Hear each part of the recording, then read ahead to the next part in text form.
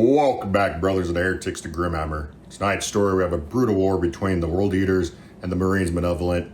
As always, before I get to the madness, be sure to like and comment any videos and topics you want to see in the future. And be sure to subscribe from the Emperor or the Dark Gods. I want to thank you guys for support. Y'all been killing it. Now, let's get into the madness. Etariis had been dying for 3 weeks, and still its manufactoria worked. From high orbit, the Forge world resembled an iron sphere left too long in a furnace. 11 industrial continents burned beneath a pall of ash thick enough to drown daylight. Firestorms crawled across refinery belts, measured in thousands of kilometers. Furnace cities glowed through the smog like embers beneath a corpse's skin. Rivers engineered centuries ago to carry coolant into continental foundries now ran black with chemical waste, machine oil, and human blood. War covered everything. Hundreds of millions of men fought beneath that poisoned sky. Defense auxiliary regiments vanished into battles whose names would never survive the month. Skitarii maniples marched through irradiation zones while Binharic canticles screamed from their vox grills. Labour levies armed with laslocks and industrial cutters died in ranks before traitor guns. Combat servitors continued advancing after artillery had removed the officers directing them. In the void above, Etariis died by larger increments. The orbital dock of St. Ardos had broken apart 17 hours earlier. Sections of the structure, each large enough to house a city district, were falling through the atmosphere now. They came down burning, incandescent monuments, shedding armor plates, HAB modules, and thousands of corpses into the clouds. One struck the southern continent. The impact bloomed like a second dawn. No one stopped fighting. Macro cannon emplacements upon the equatorial defense bastions fired through clouds composed equally of industrial poison and the cremated remains of Etariis' population. Their shells climbed toward Chaos warships hanging beyond the atmosphere. Lance beams answered from above. Somewhere beneath the cloud layer, an entire macro battery vanished in white fire. Carax endured. Manufactorum Citadel Carax occupied less than a fraction of the northern industrial continent, yet half the hemisphere depended upon it. Rail arteries converged there. Promethean pipelines crossed beneath its foundations. Munitions, engine components, and replacement armor passed through its loading vaults before distribution to 1,000 separate war fronts. Luz Carax and armies hundreds of kilometers away would begin starving for ammunition before the next planetary rotation. Lord Marshal Severin Holt knew this because the hololith showed him his world bleeding to death, one red rune at a time. Helios line has broken. Repeat. Helios line has broken, Lord Marshal. 37th Auxilia reports enemy armor inside the Western Manufactoria. Order the 91st Armor Reserve forward. They are already committed at Processional Gate Tertius. Then strip the southern bastion. A colonel beside him stared across the shaking command vault. My lord, that leaves the southern approach undefended. It leaves it less defended. Another impact struck somewhere above them. Dust descended from the vaulted ceiling. The tactical hololith flickered. For several heartbeats, the northern half of Carax vanished into static before the machine spirit reasserted itself, and the battle returned in angry crimson. Holt leaned across the projection table. He had not slept for 4 days. His uniform was scorched along one sleeve. Dried blood darkened the collar beneath his gorget. The blood belonged to an adjutant whose head had disappeared when a World Eater's shell penetrated the previous command bunker. 6 Vox officers occupied recessed stations around the chamber. All 6 channels were screaming. Request immediate fire mission on grid. Enoch Vermilion. 2nd Battalion falling back. Enemy inside the refinery. Where is the ammunition convoy? By the throne, answer me. Lord Marshal, permission to withdraw. Holt closed his eyes for half a second. The surface battle was lost. He had understood that truth almost 6 hours earlier. The question was no longer whether Carax could be held. It was what could be denied to the enemy when Carax fell.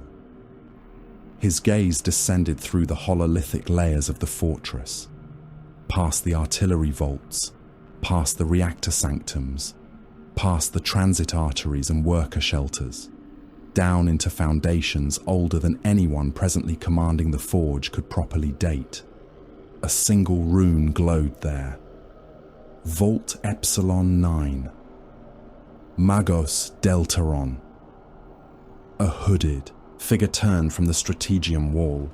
3 mechanical limbs unfolded beneath his robes. Red ocular lenses focused upon Holt. Statement of attention acknowledged. Confirm Epsilon 9 remains sealed. Affirmative. 17 primary seals remain intact. Machine spirit compliance remains optimal. No unauthorized ingress has been recorded. And the contents? Untouched. Holt studied the rune. Keep it that way. Far above them, the western gates exploded. The first wave was human. Or had been. Thousands poured through the breach beneath banners of flayed skin and brass. Manufactorum labourers who had torn away their respirators. Penal workers wearing chains as devotional trophies. Mutants. Cultists. Men with the 8-pointed star burned into their flesh. They ran through the minefield. The defenders fired. Heavy stubbers rattled from firing steps.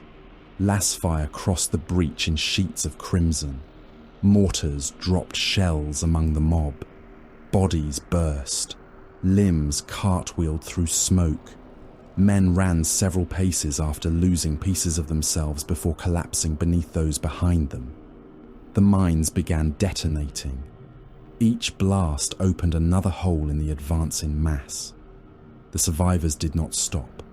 The dead had never been expected to reach the walls. Their purpose was to empty mines. Their purpose was to reveal guns. Their purpose was to die. Behind them came the rhinos. Red armor, brass trim. Chains hung from the hulls, carrying skulls polished by soot and impact dust. Blasphemous sigils had been hammered into armor plates once forged to serve the Emperor. A land raider drove through the wreckage of the human wave. Its Lascannons fired. An Imperial bunker disappeared. The blast threw men from the parapet in pieces. Then the assault ramps dropped. The World Eaters came out running. The defenders had time to understand what they were seeing. They did not have time to survive it. Bolt pistols barked. Mass reactive shells punched through flak armor, entered flesh and detonated. Men came apart in wet bursts. One auxiliary trooper lost everything above his sternum. Another was struck through the abdomen and opened from within, entrails slapping across the trench wall behind him. Then the berserkers reached them. Chain axes screamed. A World Eater vaulted the firing step and buried his weapon through a sergeant from shoulder to pelvis. The chain teeth chewed through armor, ribs and organs, spraying red across the killer's brass-edged plate. A second berserker seized a trooper by the neck. The man fired his laser gun against the traitor's breastplate. The World Eater crushed his throat one-handed and threw him into 3 of his comrades. The trench ceased being a defensive position. It became a slaughtering floor. 9 World Eaters entered it. Less than a minute later, almost 100 defenders were dead. Kazrak Vaughn watched through the targeting feed projected inside his helm. He did not roar. He did not laugh. Not yet.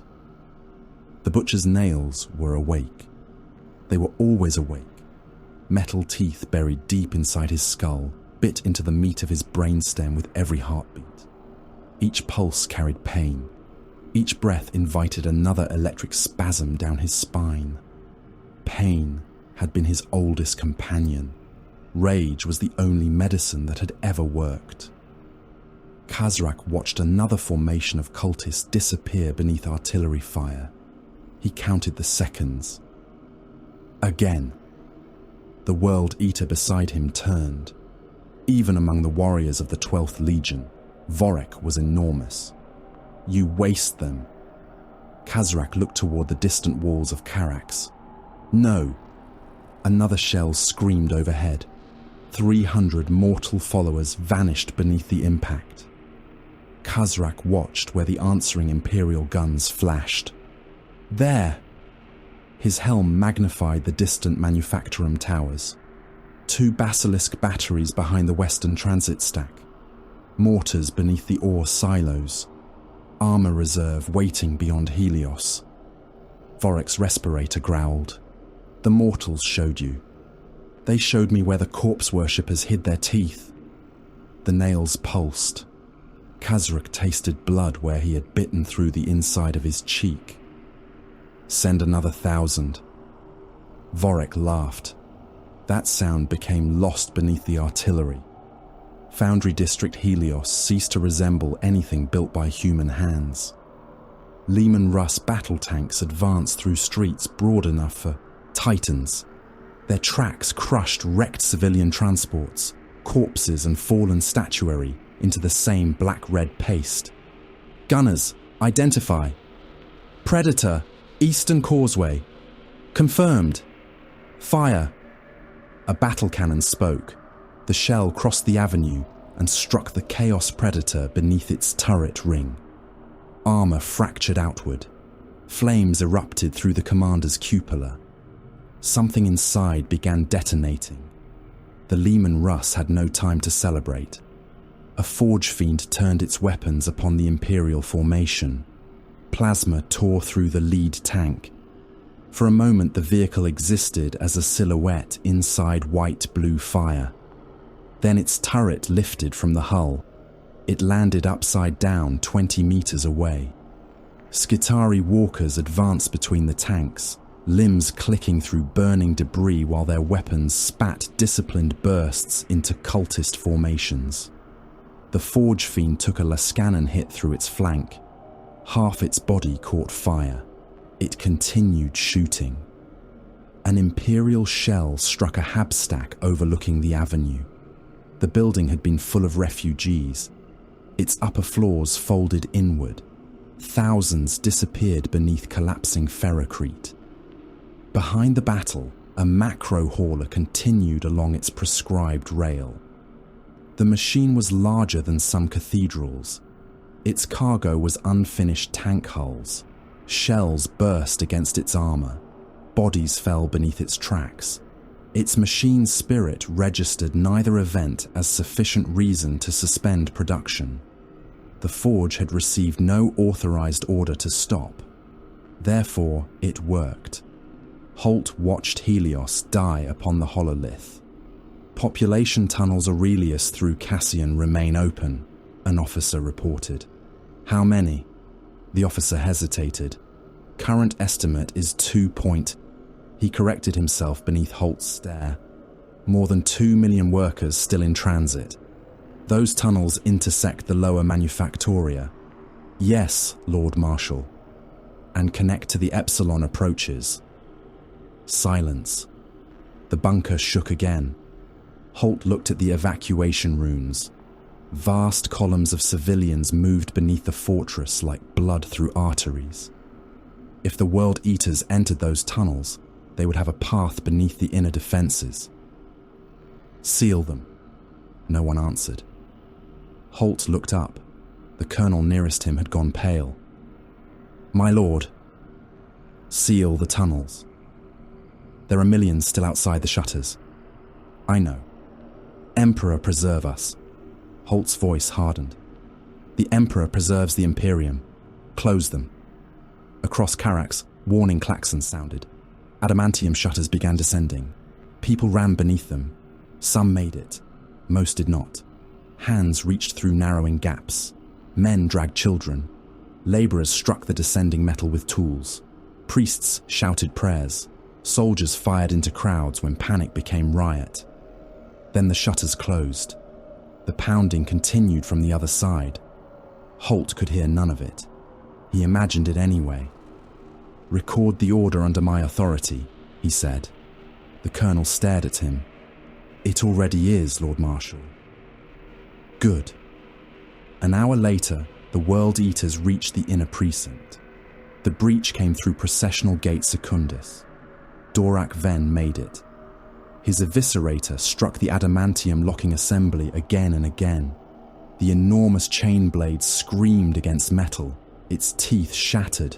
Others caught. Sparks poured across Dorak's red armor. The gate opened a handspan, then wider. Dorak forced himself through. Lass fire struck him immediately. He kept coming. The World Eaters behind him rammed themselves into the widening gap. Holt no longer commanded from the bunker.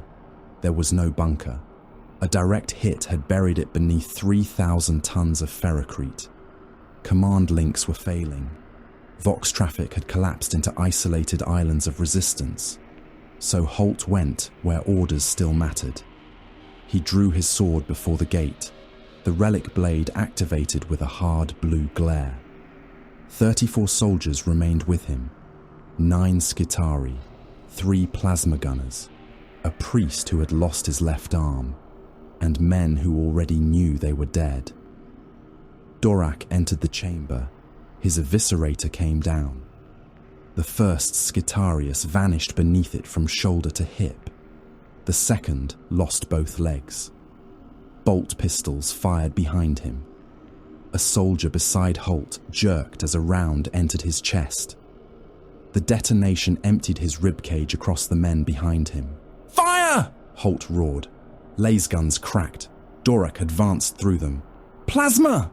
The first gun fired too early. The blast struck Dorak's pauldron and burned through ceramite. He staggered. The second hit his abdomen. Armor became molten slag. Dorak screamed, not in pain, in joy. He charged. The eviscerator caught 3 soldiers in one sweep. One came apart at the waist. Another was hurled against the wall with his intestines hanging from the ruin of his armor. Holt fired his pistol into Dorak's helm. Once, twice. The World Eater struck him.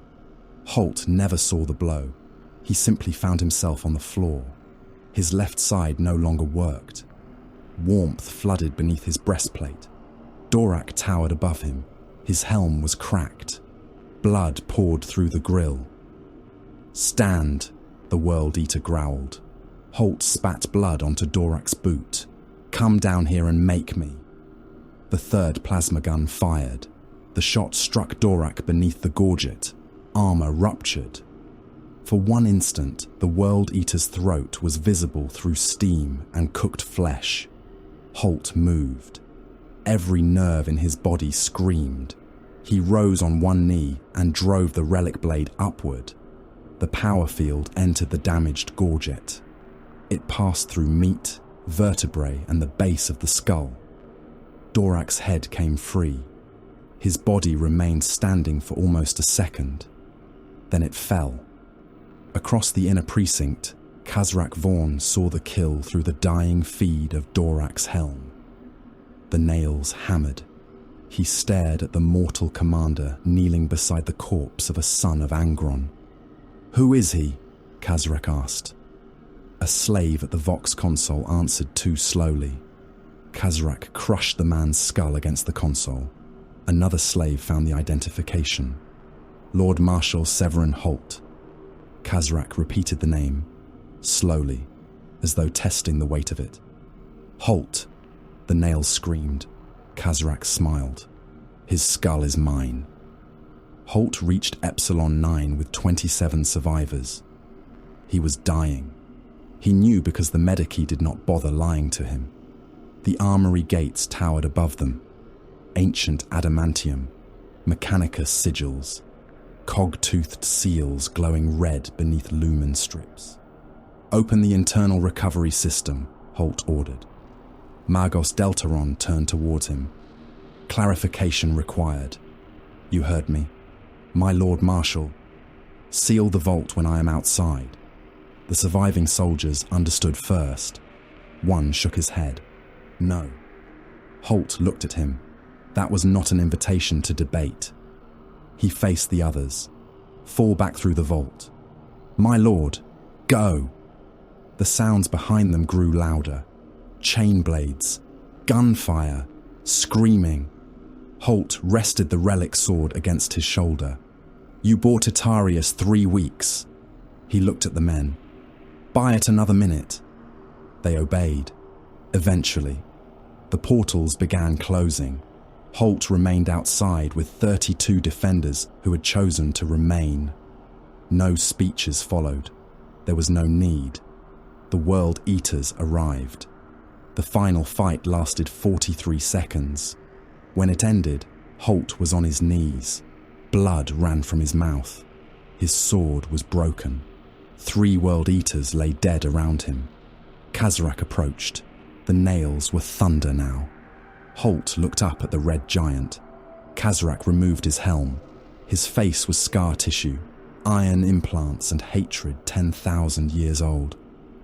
"Kneel lower," Holt smiled through broken teeth. "For your god." "For me." Holt gathered blood in his mouth. He spat it onto Kazarak's face. "Neither." Kazarak raised his axe. The floor opened. A Mechanicus recovery aperture snapped Holt's body backward. Kazarak's chain axe struck empty metal. The aperture slammed shut. Beyond it, internal servitors dragged Holt's dying body into Epsilon 9. The great portals locked. For several heartbeats, Kazarak stood motionless. Then his roar shook blood from the walls. Far beneath them, something answered. The blood of thousands had entered the drainage systems of Karax. It ran downward, past coolant ducts, past reactor lines, past foundations whose schematics had been lost before Holt's ancestors had been born.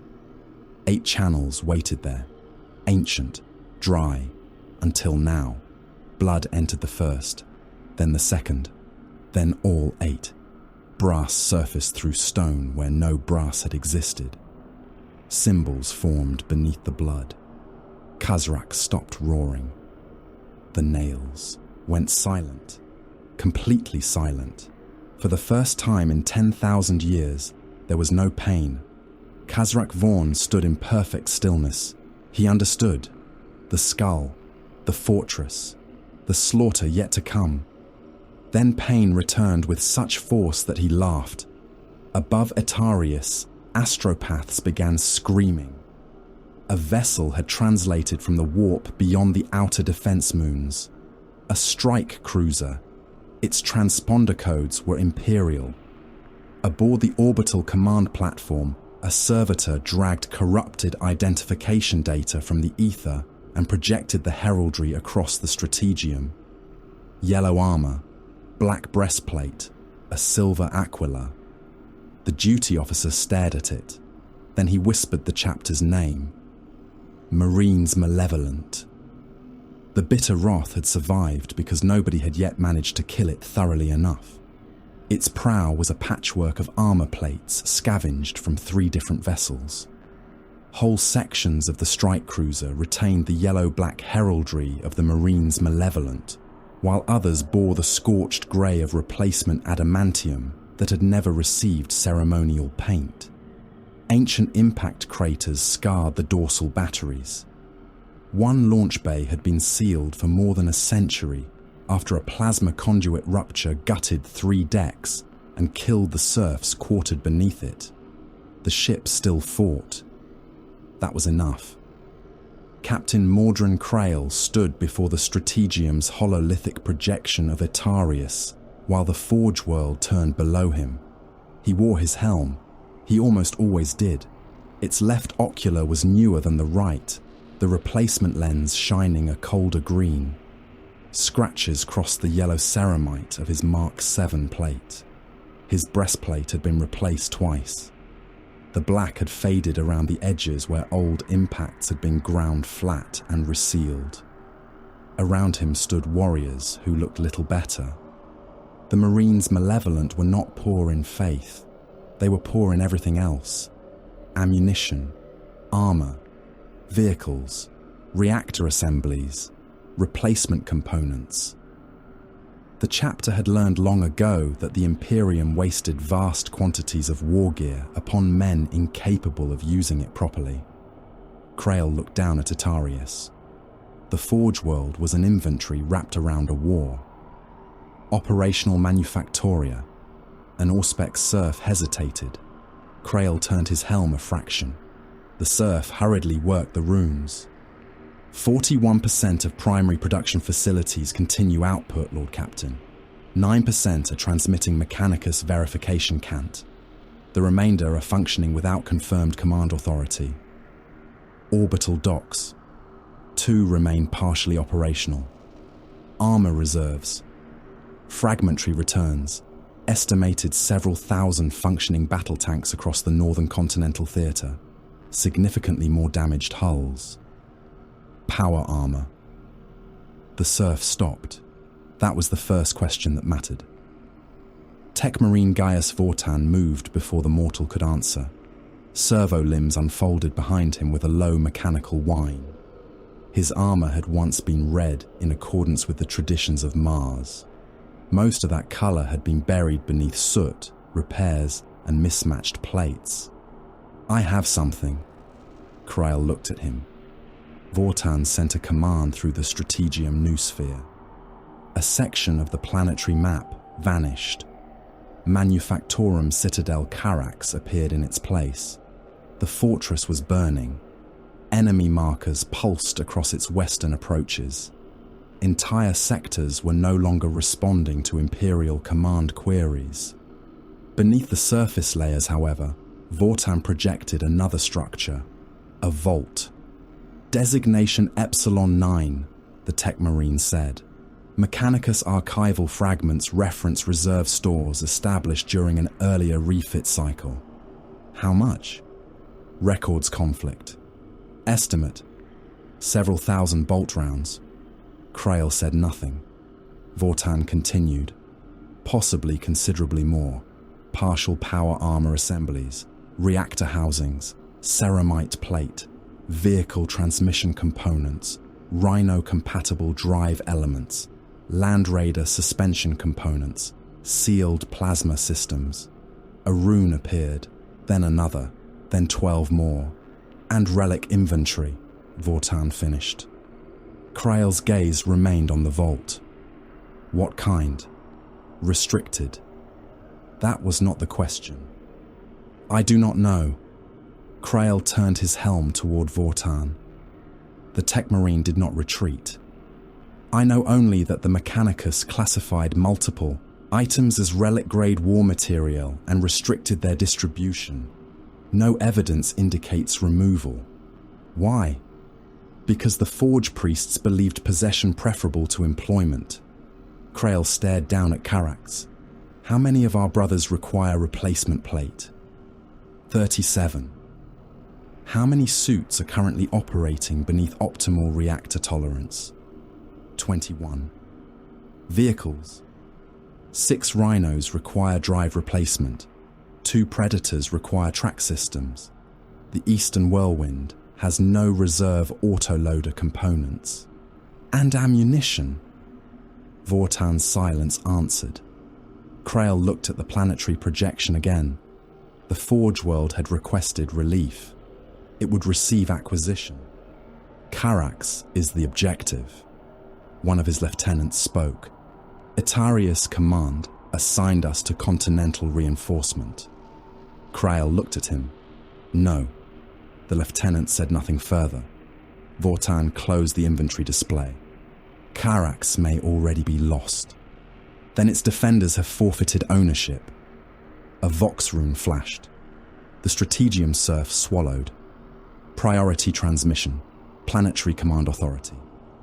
Put it through. Static filled the chamber. A man's voice forced its way through interference. "This is General Reth Varro, acting Supreme Commander of the Northern Theatre. Identify receiving authority." Krail answered. "Captain Mordrin Krail, Marines Malevolent." There was a pause. Relief entered Varro's voice. It would not survive. "Captain, by the throne, we need you at Cinderfall. The macroplex is collapsing. 300,000 defense auxilia are trapped along the lower hive wall, and the enemy has breached the transit levels. If Cinderfall goes, the Eastern Defense Network goes with it."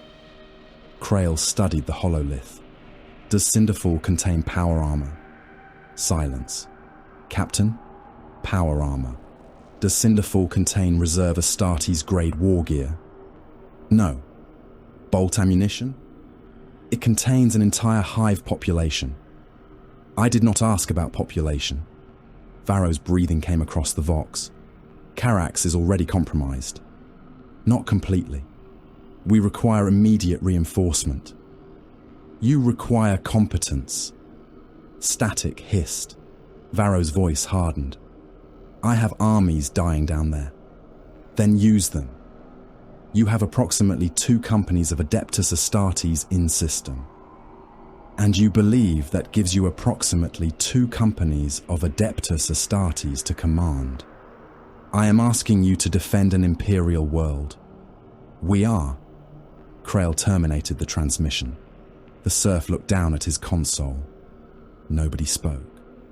Krail pointed toward the northern continent.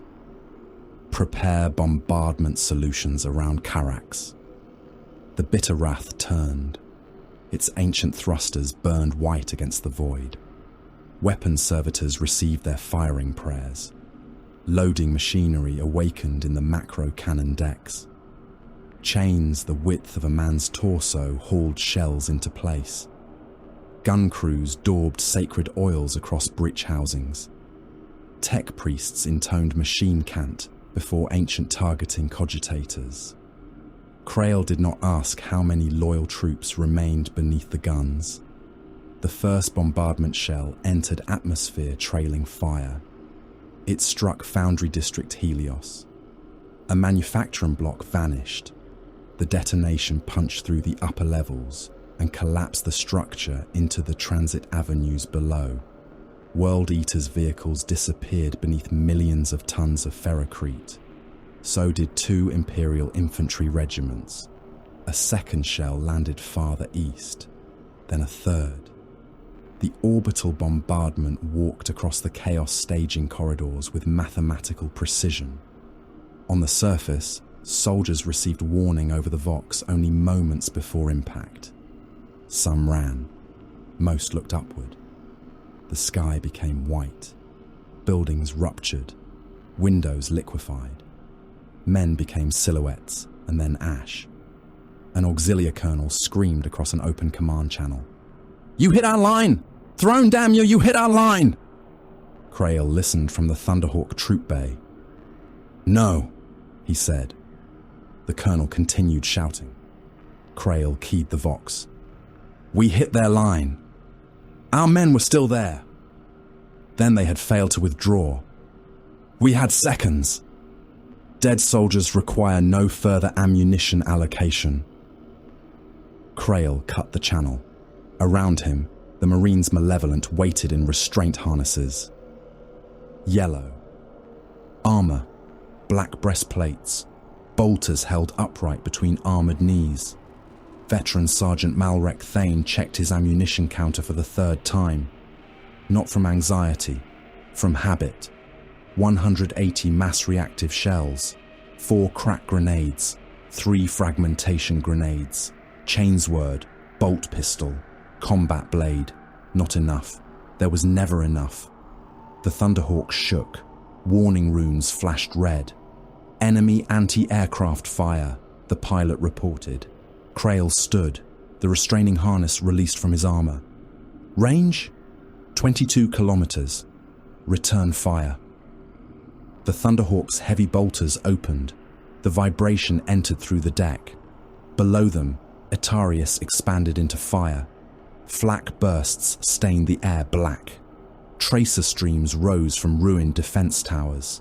A corrupted Hydra emplacement traversed toward the incoming formation. A melter strike from the lead gunship hit it first. The Hydra disappeared inside a sphere of incandescent metal. "Landing zone ahead," the pilot voxed. Thane rose. "Squad, readiness." 9 acknowledgement runes blinked across his helm display. No speeches, no prayers. The Marines' Malevolent did not need either. The assault ramp dropped before the Thunderhawk had fully settled. Smoke entered the troop bay.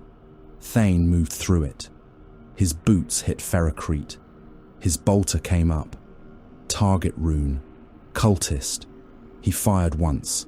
The bolt struck the man's sternum and detonated inside the chest cavity. The upper torso burst outward, fragments of ribs and wet organs scattering across the barricade behind him. Second target. 2 rounds. A head vanished. A third cultist tried to run. Thane shot him through the spine. "Advance!" The squad moved. Heavy bolters from the Thunderhawks hammered upper windows. Each burst chewed masonry and bodies into the same debris. A traitor heavy weapons team attempted to reposition on a gantry. Thane marked it. "Brother Cale!" Seen. A bolter fired. 1 shell hit the gunner. Another struck the ammunition bearer. The third detonated inside the feed assembly. The weapon and everyone around it came apart. To the west, a Chaos Rhino emerged through smoke. "Armor." "Confirmed." A Malevolent with a meltagun stepped forward. He waited. The Rhino came closer. "Fire." The melter beam struck the frontal plate. Ceramite glowed. Metal ran like wax. The beam punched into the crew compartment and turned everything inside into superheated vapor. The Rhino rolled another 15 meters before striking a Manufactorum support pillar. Thane did not look at it again. The landing zone belonged to them within 6 minutes. Imperial survivors began emerging from ruins. Some cheered. Thane ignored them. An injured Leman Russ sat at the intersection ahead. Its left track had been blown apart. Flames leaked from the engine deck. 3 crewmen stood beside it, waving toward the Astartes. "Space Marines!" Thane approached. The tank commander was bleeding from one ear. "Sergeant," the man gasped. "We need extraction. Driver's dead. Loaders burned. Engine compartments going." Thane looked at the tank. "Main gun." "What?" "Is the battle cannon functional?" The commander stared at him. "Yes, but..." "Then the tank is functional. The track is gone. The gun does not require the track to fire. Sergeant, the engine is burning." Thane looked through the open command hatch. "Extinguisher system. Damaged. Manual suppression. We tried. Try again." The tank commander looked at Thane's expressionless helm. "We'll die in there. You are standing in an active war zone. Death is not a new operational consideration." A distant detonation rolled across the district. Thane pointed toward the east. "Enemy armor will enter that avenue." The commander looked at his tank, then at Thane. "Emperor, preserve us." "Preserve yourselves." The crew climbed back inside. Thane moved on. 9 minutes later, the Leman Russ fired. Its battle cannon killed a Chaos Predator with a flank shot. The crew fired twice more. Then the flames reached the ammunition racks. The tank exploded. Thane saw the flash reflected in his helm display. "Useful," he said. Brother Cale did not answer. The artillery park lay beyond the next ridge of Manufactoria. 12 basilisks survived. 3 more had been reduced to burning chassis. Ammunition carriers sat beneath camouflage netting while Defense Auxilia hurried shells between vehicles. The local colonel intercepted Crail as the captain disembarked. "This park supports the 17th, 43rd, and 106th Infantry Divisions. Crail walked past him. Not anymore. The colonel hurried to keep pace. Captain, those divisions are holding the western approach. They are failing to hold it. They will fail faster without artillery. Crail stopped beside the nearest basilisk. Correct. The colonel stared. Crail pointed toward the ammunition carriers. These shells are requisitioned. By whose authority? Crail turned. The colonel took one involuntary step backward. Mine. You cannot simply take an entire army group's artillery reserve. Crail raised one arm and indicated the yellow giants moving through the battery. I appear to be doing so. The colonel's jaw tightened. Those guns belong to the Imperial war effort. So do we. Vortan approached. Whirlwind-compatible warheads identified among the reserve stores. How many? Enough. Crail nodded. Take them. The colonel looked from one space marine to another. This is theft. Crail moved closer until the mortal had to crane his neck to meet the lenses of his helm. No. Theft requires ownership. The colonel said nothing. The artillery changed targets. An hour later, reports arrived that the 17th Infantry Division had been overrun. The 43rd ceased responding shortly afterward. The 106th fragmented into independent battalions and attempted retreat. Crail never asked about them. He watched World Eater's movement instead. Vortan enlarged the tactical display. Primary hostile Etariis presence confirmed. 12th Legion Gene Line, World Eaters. A Marine Malevolent lieutenant gave a humorless grunt. At least they'll come toward the guns. Crail studied the red markers. Yes. World Eaters did not need to be outthought in the same way as more cautious enemies. They needed to be denied what they wanted. Distance, momentum, contact. Pre-register every avenue leading to Carax. Already underway. Demolition corridors. 3 prepared, 5 more possible. Prepare all 8. And Imperial forces inside them? Crail looked toward the lieutenant. Move those capable of obeying orders. And the rest? They can fix the enemy in place. By nightfall, Thane's reconnaissance squad found the Berserkers. An Imperial fallback column was moving through a refinery boulevard. Thousands of men, wounded, chimeras, Munitorum trucks, walking casualties supporting one another between vehicles.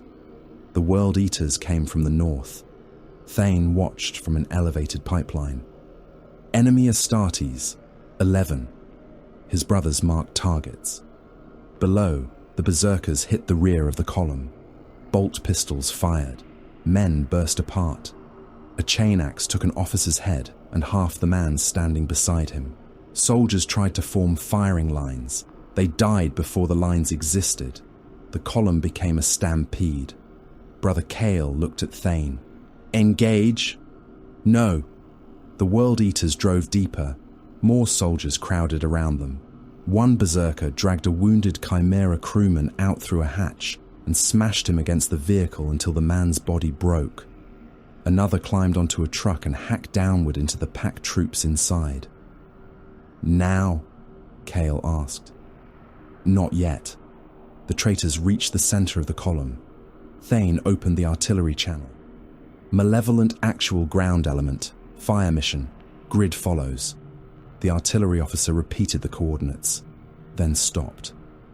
Sergeant, that grid contains Imperial forces. I am aware. Thousands. I am aware. Silence. Thane's voice lowered. Fire. Basilisks spoke in the distance. Seconds later, the first shell landed. The column disappeared. Earth erupted. Vehicles flipped through the air. Bodies became pieces too small to identify. The second salvo landed among men running from the first. The third buried berserkers and guardsmen beneath shattered roadway. When the bombardment stopped, Thane descended. His squad walked through the crater field. A defense auxiliary soldier crawled from beneath a wreck. One leg was gone. He raised a hand. Angel! Thane shot him through the head. Farther ahead, a World Eater tried to stand. His armor was broken open across the abdomen. Thane's brothers fired together. The traitor vanished beneath bolt impacts. They continued through the smoke. No one checked uniforms. No one needed to. Anything still moving inside the kill zone had already failed its purpose. Hours later, deep within Carax, a slave knelt before Khazrak Vaughn. Both of the slave's hands were missing. He held the recovered helmet against his chest with his forearms. Khazrak took it. Yellow ceramite, black markings, the Aquila. The helm had been cracked by shrapnel. Blood had dried inside the gorget seal. Khazrak turned it slowly. He knew the colors. He knew the reputation. The nails began to pulse. Vorek skullbound watched him. Another chapter of corpse slaves. Khazrak gave a low laugh. No. He looked toward the sealed depths beneath Carax. These are different. How? They hate weakness, Vorek's teeth showed. So do we. No. Khazrak crushed the damaged helm between his gauntlets. Ceramite cracked. They hate it because they fear becoming it. He let the broken helmet fall.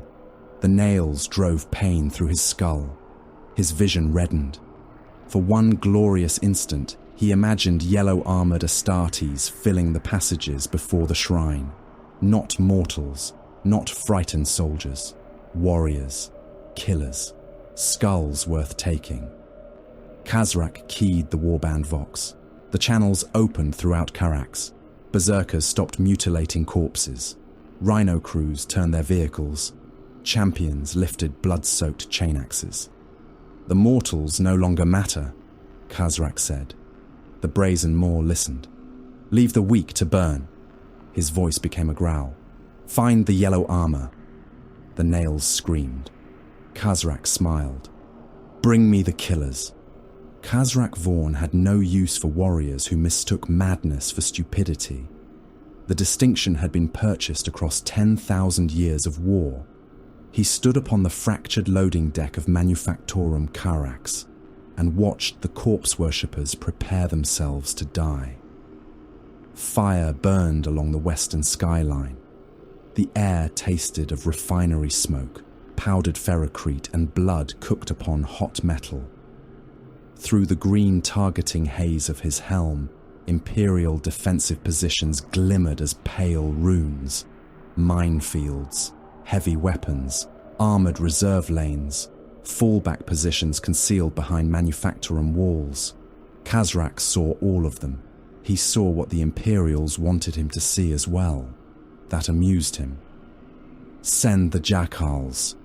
Vorek skullbound stood beside him, his executioner's axe resting across one pauldron. All of them. All within reach. Vorek turned toward the broken avenue below. Thousands waited there. Yakals with stims pumping through mutilated bodies. Cultists carrying cleavers and autoguns. Former Manufactorum workers who had carved Cornate runes into their foreheads.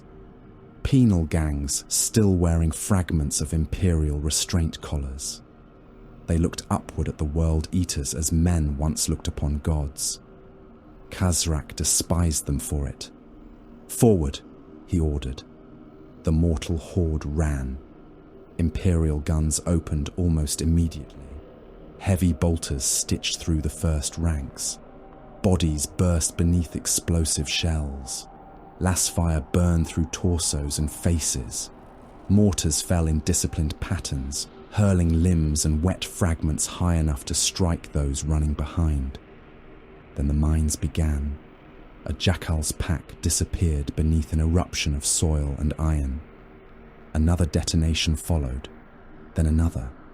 Khazrak watched the minefield reveal itself, one dying mortal at a time. Mark the lanes. Targeting runes appeared across his retinal display. Behind the mortal wave, Red and brass rhinos waited with engines growling. The berserkers remained inside. They hated it. Khazrak could hear them over the warband vox, chain blades revving inside troop compartments, armored fists striking hull plating. The nails hated waiting more than men hated pain. Khazrak understood. He made them wait anyway. Forge fiends. Demon engines opened fire. Plasma and ectoplasmic energy crossed the killing ground. An Imperial bunker vanished inside white flame. Another strongpoint ruptured, disgorging burning men through firing slits. Mauler fiends. Eastern armor concentration. The beasts charged. They ran through the dying mortals without slowing. A Jackal's fighter disappeared beneath one clawed foot. Nobody cared. Beyond them, Imperial tank engines awakened. Khazrak smiled. There, the hidden reserve had shown itself. Rhinos advance. The carriers surged forward through the paths purchased with mortal flesh. Khazrak looked toward the darkness beneath Karax. He could almost feel the channels waiting. Blood descended. Blood always descended. Today, it had somewhere to go. Refuge Stack 98 had no tactical importance.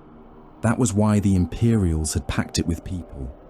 3 million labourers, hab workers, wounded soldiers, dependents and displaced forge serfs occupied the stacked shelters beneath the eastern industrial tiers. They had been told the Emperor protected them. Khazrak sent jackals to test the claim. The outer doors resisted for 14 minutes. Industrial cutters screamed against locking bars. Melter charges finally burned through the hinges. The first shelter gate toppled inward. The people behind it began screaming before the smoke had cleared. Jackals entered. Axes rose. Auto pistols fired. Men died crushed against sealed interior doors, while thousands behind them tried to push forward. Ecclesiarchy preachers shouted prayers from transit platforms. Defense auxilia fired into the attackers until ammunition ran dry. Then the berserkers arrived. The killing accelerated beyond human comprehension. Chain axes entered packed crowds and emerged red. Bolt pistols detonated bodies against walls. A World Eater seized an Imperial soldier by the helmet and drove him headfirst into a devotional statue until skull, faceplate and stone broke together. Another entered a transit corridor containing hundreds. Nobody escaped from the far end. Blood coated the walls in sheets. It ran down stairwells. It flooded drainage grills. It entered the forgotten channels below. Khazrak walked through the aftermath while the slaughter continued around him. He did not count corpses. Numbers belonged to logisticians and bureaucrats. Khorne counted differently. Vorek joined him beneath a shattered statue of the Emperor. This place has no warriors left. Khazrak looked at him. Vorek's armor was dark with blood. Then why are you here? The Master of Executions laughed. There are millions above us. Millions of nothing. Nothing bleeds well enough. Khazrak stopped. The nails pulsed. Vorek stopped with him. For several heartbeats, neither warrior moved. You think the Blood God wants arithmetic? Khazrak asked. Vorek tilted his helm. He wants blood. He wants worth. All blood is his. All skulls are his, Khazrak corrected. Not all skulls are equal. Vorek's axe lowered slightly. The movement was almost nothing. Between Astartes, it was a threat. Holt is immortal. Holt killed Dorak. Dorak was careless. He was a son of Angron. He was weak. Khazrak stepped closer. The nails drove sparks across his vision. So you would leave Holt's skull? I would drown his skull beneath 10,000 others. Khazrak's gauntlet closed around the haft of his chain axe. Vorek tightened both hands around his own weapon. Around them, mortals continued dying. Neither World Eater heard them. The universe narrowed to 2 warriors, 2 weapons, 2 sets of nails demanding that thoughts cease and blood answer blood. Kazarak's teeth clenched hard enough to ache. No. The word came through his respirator like a machine growl. Vorek remained still. Kazarak forced his hand from the axe. Holt's skull marked the place. Holt's blood opened the first path. The yellow killers come because of what he guarded. Vorek's breathing slowed. The shrine. The shrine. And if they reach it first? Kazarak looked toward Karax. Then we kill them around it. Vorek lifted his axe back onto his shoulder. The moment passed. Barely. That, he said, sounds better. The Marines' Malevolent came through Foundry Avenue Hadron in 3 armoured columns. Predators led. Rhinos followed between them. Vindicators advanced close enough behind that their demolisher cannons seemed obscenely large inside the narrow industrial streets. Overhead, whirlwind warheads screamed through the ash. Captain Mordrin Krail watched their trajectories through his helm display. Impact. The first salvo landed across a World Eater's reinforcement route. Explosions walked down the avenue. Red armoured figures vanished inside fire and debris. A manufactorum occupied by labourers stood at the edge of the barrage. Auspec's returns showed thousands of human life signs inside. It also showed berserkers on the lower floors. Vindicator, Krail said. Receiving. Factorum ahead, ground level. A lieutenant broke across the Vox. Imperial non-combatants remain inside. Krail watched the berserkers using the building as cover. I know. The Vindicator fired. The demolisher shell struck near the foundations. For an instant, nothing happened. Then the entire lower wall disappeared. The Factorum folded. 6 stories collapsed into 5, then 4, then into a mountain of ferrocrete and twisted machine assemblies. Thousands of life signs vanished. So did the World Eaters. Vortan's voice entered the Vox. Target neutralized. Ammunition expenditure. 1 demolisher shell. Efficient. The armoured column continued through the dust. Veteran Sergeant Malrek Thane entered the conveyor cathedral on foot. It had once assembled Chimera transmission systems. Now its vaulted interior echoed with gunfire. Production lines climbed through the chamber on stacked gantries. Suspended crane rails crossed overhead. Half-assembled machinery hung from chains, while automated systems continued attempting to complete production orders. Nobody remained alive to supervise. Thane advanced with 8 brothers. Movement. Front. 3 berserkers emerged between conveyor housings. The Malevolent fired. The first World Eater took a bolt against the breastplate. Ceramite fractured. He kept running. A second round struck the same wound. The mass-reactive shell penetrated and detonated inside his torso. The berserker staggered. He did not fall. Concentrate. 4 bolters spoke together. The World Eater disappeared beneath impacts. The other 2 reached them. Everything changed. 1 heartbeat they were targets. The next, they were among the squad. A chain axe hooked Brother Kale's bolter aside. The World Eater drove forward. Chain teeth struck the gorget. Kale fired his bolt pistol into the traitor's abdomen. Once.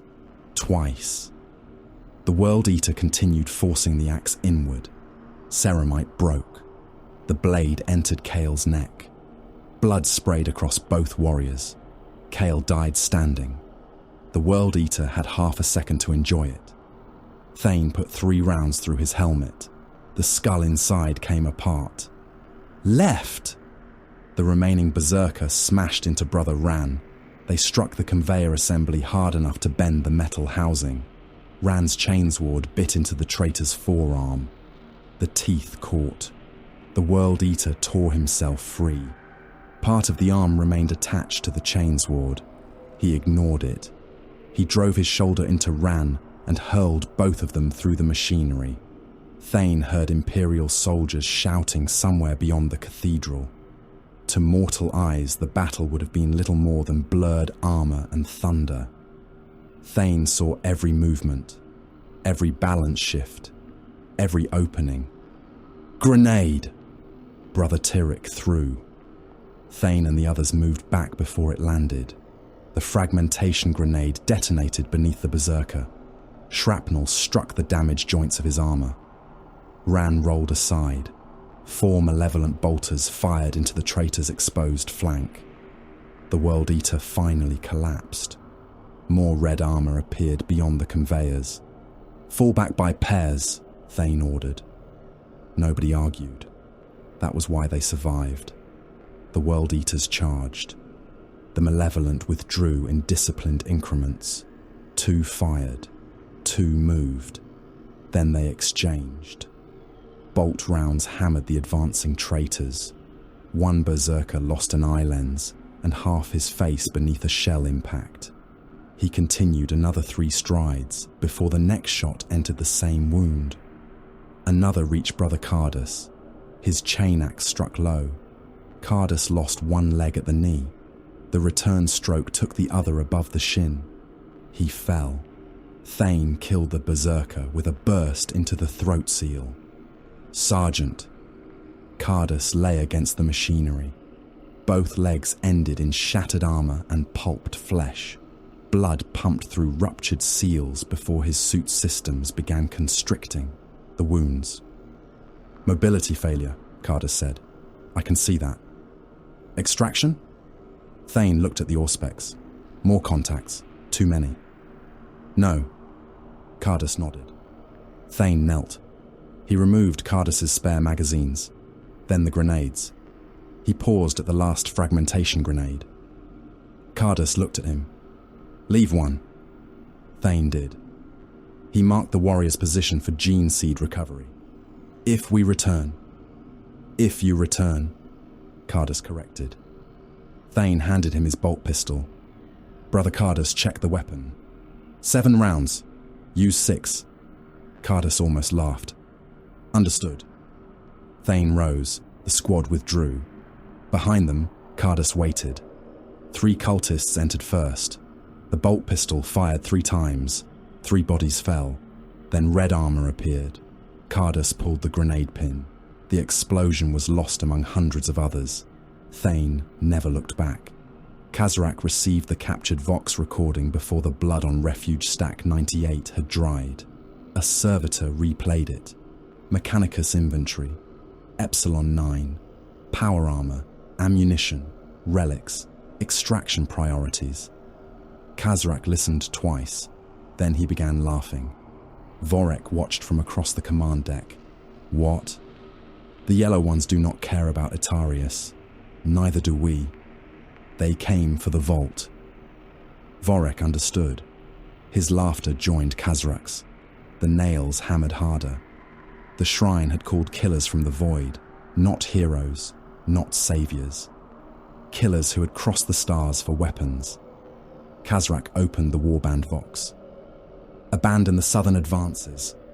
Several champions protested at once. He silenced them with a roar. "Leave the hives.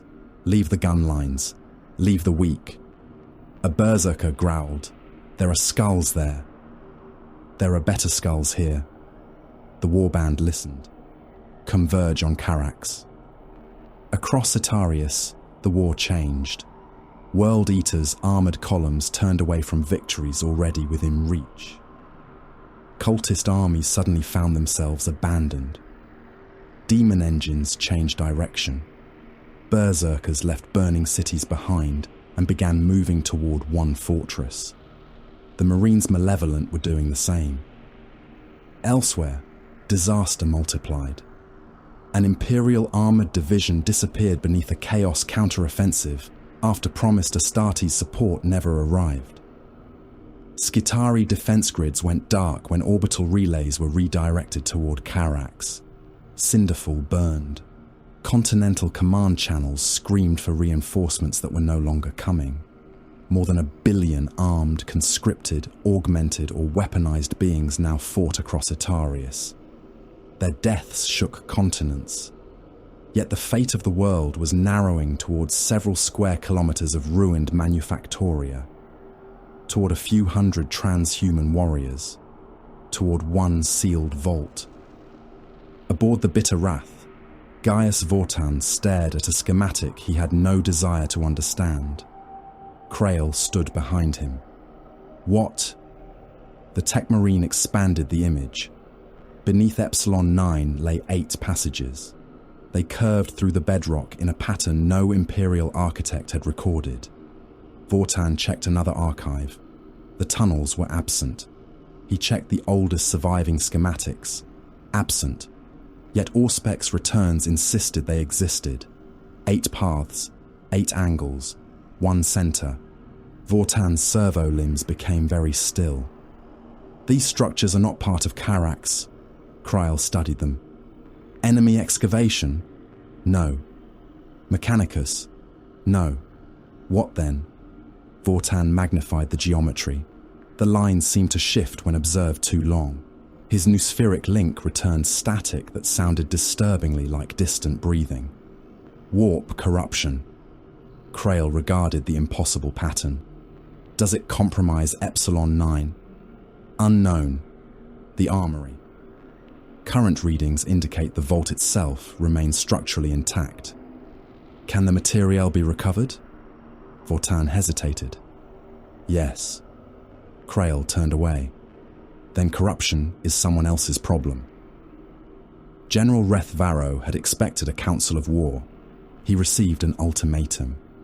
The hololithic representation of Carax revolved above the command table, its towers rendered in pale green light, and its ruined districts bleeding red, where confirmed enemy formations had penetrated the defense grid. Entire sections of the fortress had gone dark. Others flickered beneath conflicting Mechanicus and Munitorum Captain Mordrin. Krail stood opposite Varro. He had not removed his helm. Neither had the 6 Marines Malevolent flanking him.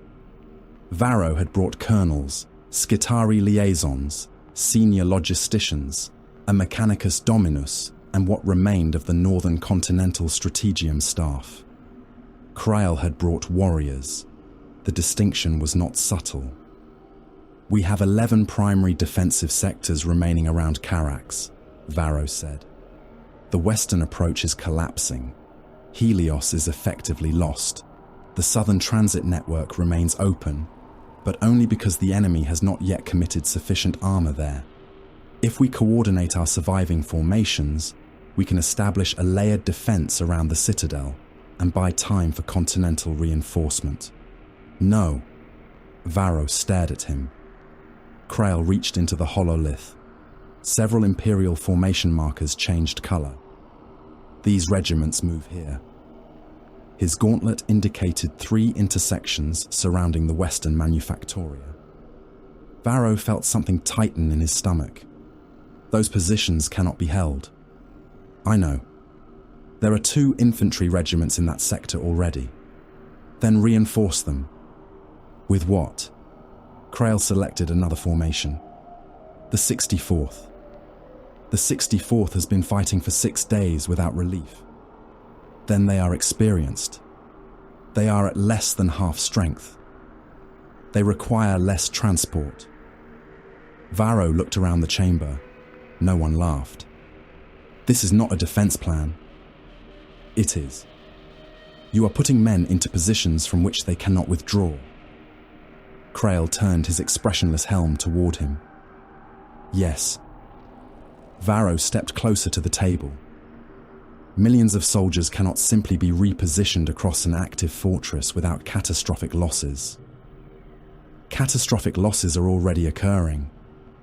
Krail enlarged the western battlefront. World Eater's runes pulsed through the streets. I intend to make them useful. Silence followed. The Mechanicus Dominus broke it. Clarification request. operational authority over Skitarii cohorts remains vested in Forge Command. Krail looked at him. All armed forces within Carax now operate under Astartes' authority. That claim lacks ratified Mechanicus assent. It does not require it. Varro's jaw tightened. You cannot simply arrive and assume command of an entire theatre. Krail turned away. I already have. Orders began moving through the Voxnet before the conference had ended. Infantry formations were stripped from defensible positions and sent toward intersections Krail had selected because their architecture constricted enemy armor. The men holding those crossroads were not expected to survive. They were expected to delay. Skitarii maniples were positioned beneath elevated transitways where their radium weapons and arc rifles could damage approaching World Eaters' transports before being overrun. Combat servitors were chained into gun pits, so retreat would be physically impossible. Disabled Lehman Russ tanks were converted into static pillboxes. Munitorum crews were ordered to distribute their remaining ammunition forward rather than preserve reserves for later battles. There would be no later battle for many of them. The Marines' Malevolent had already accounted for that. Refugee columns became another logistical variable. Hundreds of thousands of forge workers crowded the underground arterials, leading toward Carax's eastern shelters. Those tunnels were required for Astartes' vehicle movement. Krail closed them. Imperial provosts redirected the civilians towards surface routes already under artillery fire. Panic spread faster than the order. Families surged against barricades. Workers screamed at soldiers. An old manufactorum overseer was trampled beneath his own labourers. A priest climbed onto a supply crate and shouted that the Emperor tested the faithful. A shell landed beyond him. The priest vanished. The crowd kept moving. Veteran Sergeant Malrek Thane watched from the command hatch of a Rhino as thousands were driven into a burning avenue so his transport column could pass beneath them through the cleared tunnel. One of his battle brothers looked through the vision slit. Wasteful. Thane checked the route indicator. No. The civilian column turned toward a district marked by enemy contacts. The Rhino accelerated. They cleared the artery. The artillery trap required almost 3 hours to prepare. Krail gave the World Eaters something they understood: weakness. The western salient appeared to collapse. Imperial units fell back from 3 adjoining districts. Heavy weapons disappeared from visible emplacements. Several armor formations withdrew behind the ruins. Vox traffic was deliberately allowed to become frantic and disorganized. World Eaters' reconnaissance detected it. Then the traitors came. Yakhals first. Berserkers behind them. Red Rhinos surged between manufactorum stacks. Demon engines moved through the smoke. A forge fiend fired into retreating Imperial formations while mortals poured around its clawed limbs. Krail watched through helm-linked picked feeds. Hold artillery. A colonel stared at him. Enemy is inside optimum range. Hold. The World Eaters advanced farther. Imperial infantry at the designated crossroads opened fire. They had not been told they were bait. Lass fire struck red armor. Heavy bolters hammered jackholes apart. Men shouted into the Vox for artillery support. Krail listened. Hold. The World Eaters accelerated. Berserkers reached the first line. The Vox became screaming. One Imperial captain transmitted over the general channel. "They are among us! Fire mission! Fire mission on Western Avenue! For throne's sake, where are the guns?" Krail watched enemy markers cluster. Hold. The Berserkers penetrated another 200 meters. Thousands of Imperial soldiers remained mixed among them. That was the point. Now, basilisks fired. The sound rolled across Carax like thunder beneath the earth. Whirlwind launchers elevated. Mortar batteries released their volleys. Above the clouds, the bitter wrath adjusted its firing solution. The first shell struck the Western Avenue. The world disappeared. Ferrocrete erupted in slabs larger than tanks. Men ceased to exist. A berserker was thrown through the front wall of a hab tower. The building leaned, cracked through its central supports, and collapsed across the street. The second barrage fell before the debris had settled. Promethium lines beneath the roadway ruptured. Burning fuel burst upward in fountains. It poured into trenches already packed with wounded soldiers. Men came running out of flame. Some made 10 paces. Some made less. A World Eater emerged from the burning trench behind them. Half his armor was blackened. One pauldron had been torn away. He killed the first burning guardsman he reached with a backhanded blow that removed the man's head. Then another shell landed. Both vanished. The artillery continued. The Western District was systematically broken apart. Hab towers collapsed into avenues. Transit bridges dropped onto armor formations. Refinery tanks ruptured. The burning promethium entered drainage channels and turned them into rivers of fire. A Vox officer beside Krail spoke with a trembling voice. "Captain, loyal formations remain inside the impact zone." "I know." "They cannot withdraw." "I know." "Then why are we still firing?" Krail looked at the tactical display. World Eater's markers remained fixed in the center. "Because they cannot withdraw." The officer stared. Krail returned his gaze to the battle. "The soldiers have successfully fixed the enemy in place." When the guns stopped, the Marines' Malevolent advanced. They walked through smoke dense enough to turn daylight into dusk. The district no longer possessed streets. Only craters. Only burning ruins. Only corpses. Some lay in recognizable uniforms. Others were pieces embedded in the ferrocrete. A hand protruded from molten roadway. A headless Etariis continued twitching as damaged augmetics attempted to obey commands from a brain no longer present. Thane's squad moved through the ruin with bolters raised. A World Eater dragged himself from beneath a collapsed wall. Both legs had been crushed. One arm hung useless. He still reached for his chain axe. Thane shot him through the visor. The helm burst inward. "Recoverable armor marker," Brother Ran voxed. A servo skull descended. It hovered beside a dead Imperial officer wearing an unusually fine refractor field generator. Green runes flickered.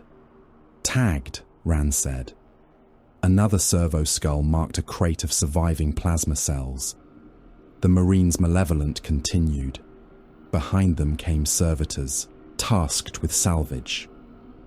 Khazrak Vaughn saw the bombardment's aftermath and understood something new about the yellow-armored warriors. Not their strength, their absence of hesitation. He stood within the ruined shell of a transit station, while captive laborers were herded into the avenue before him. There were thousands, men, children, forged serfs wearing soot-stained work robes. Some prayed, some screamed, some simply stared. Vorek skullbound looked across them. "You think the corpse slaves will care? They call themselves loyal." Khazrak watched the distant Malevolent barricades. "Let us see what the word costs them." The prisoners were driven forward. Jackals struck those who slowed. Behind them came berserkers.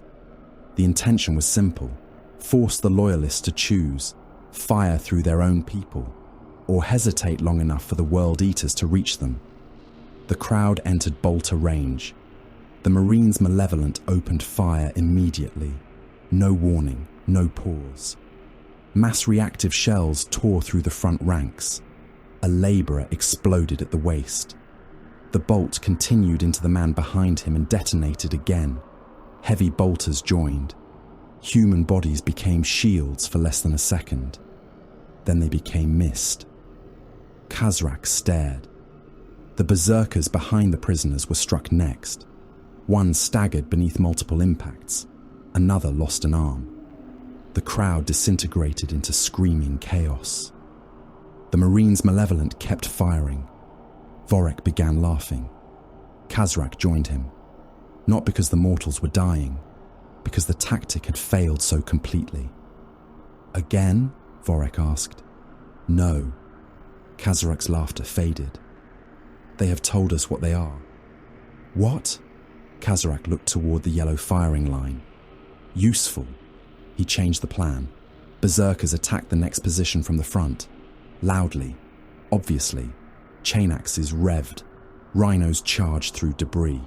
World Eaters poured after them. The Marines' Malevolent reinforced the barricades. Heavy bolters traversed. Melter teams moved forward, exactly as Khazrak expected. Far beneath the street, 8-bound entered the thermal ducts. The vents had carried furnace heat through Karax before the war. Now they carried monsters. They crawled through spaces no sane warrior would have attempted. Ceramite scraped against metal. Claws cut through maintenance grills. Demonic flesh flexed beneath broken plate. Reality seemed to tighten around them. Servitors working beside the vents began convulsing before anything emerged. One started speaking in a language its vocal mechanism had never been designed to form. Then the grill exploded outward. The first 8-bound landed behind the Malevolent heavy weapons position. It moved faster than something that size should have been capable of moving. Brother Caden turned his heavy bolter. Too late. The 8-bound struck him. His breastplate folded inward. He hit the wall hard enough to crack the ferrocrete. The Demonkin was already moving toward the next Marine. A second emerged, then a third. The firing line became close combat in seconds. Tech Marine Gaius Vortan received the breach warning inside a munitions shrine. Rows of shell cases surrounded him. Servitors moved ammunition through loading racks, while a Marine Malevolent guarded the entrance. Vortan heard the scream first. Not human. Not entirely. The 8-bound entered through the wall. Not the doorway. The wall. It hit the guarding Marine with both hands and drove him into an ammunition rack. Metal bent. The Marine's helmet split. Vortan fired his plasma cutter. The burst struck the creature's shoulder. Armor and flesh burned away together. The 8-bound roared. Something else roared beneath its voice. Vortan's servo arm struck. The claw closed around the Demonkin's forearm. The 8-bound pulled. For a moment, both transhuman creatures strained against one another. Then the servo arm's mounting began tearing from Vortan's armor. He released it. The 8-bound surged forward. Vortan ducked beneath a claw that carved sparks from the wall. His plasma cutter fired again. Too close. The discharge scorched his own pauldron. The 8-bound struck him across the chest. He went through a rack of bolter ammunition. Warning runes flooded his vision. Rib damage, armor breach, servo function degraded. The 8-bound came through the smoke. Vortan looked beyond it. Coolant, conduit, industrial grade, pressurized. He fired. The pipe ruptured. Freezing vapor flooded the shrine. The 8-bound slowed. Vortan opened the Prometheum feed to an ammunition heating system. His internal cogitators ran the equation. Common pattern ammunition. Replaceable. Servitors. Replaceable. Brother Caden's gene seed location uncertain. Acceptable. Vortan ignited the chamber. Fire consumed everything. The blast threw him through the doorway. The 8-bound vanished inside it. So did the servitors. So did thousands of rounds. When Vortan regained his feet, Brother Caden was no longer transmitting. Vortan looked at the burning shrine. Common pattern, he said. Then he moved on. Varro found Krail near the Eastern Armor staging ground. He did not request an audience. He simply walked through the marine perimeter, and stopped in front of him. "You are destroying the world you were sent to defend." Krail turned. "I was not sent." "Do not play semantics with me." "I do not play." Varro pointed toward the burning districts. "Those are Imperial citizens." "Yes." "Imperial soldiers." "Yes." "Men who believed the Adeptus Astartes would save them." Krail stepped closer. "That was their mistake." Varro stared up at him. "What do you think you are defending?" "The Imperium." "Those people are the Imperium." "No." Krail's answer came immediately. "The Imperium is worlds, manufactoria, fleets, armies, gene lines, weapons, supply routes, capacity." He gestured toward Carax. "Etariis matters because it manufactures war. And the people, they operate the machines." Varro's face hardened. "That is all. If they cannot operate them, others will. You are a monster." Krail looked at him for a long moment. "Yet you are still asking monsters to win your war." Varro had no answer. Krail turned away. That was when Varro understood. The Marines' Malevolent might actually win. That terrified him more than he had expected. Hours later, from a secure Vox chamber beneath Carax, he contacted the Mechanicus. "Begin relocation of Epsilon 9 relic holdings." The Magos on the other end emitted a burst of Binharic objection. "Do it." "Destination? Anywhere the Marines' Malevolent do not control. That order risks doctrinal conflict with Astartes authority." Varro looked toward the ceiling as another explosion shook dust from the stone. "We already have one war." His voice lowered. "I am trying to prevent the next." The outer wall of Carax fell before sunset. A Mauler fiend reached the gate through concentrated fire. One arm had been destroyed. Its hide was burning. It kept coming. The demon engine struck the wall, once, twice. On the third impact, the gate buckled. On the fourth, the locking housings tore free. The Mauler fiend forced its claws into the breach and pulled. Adamantium screamed. The gate opened.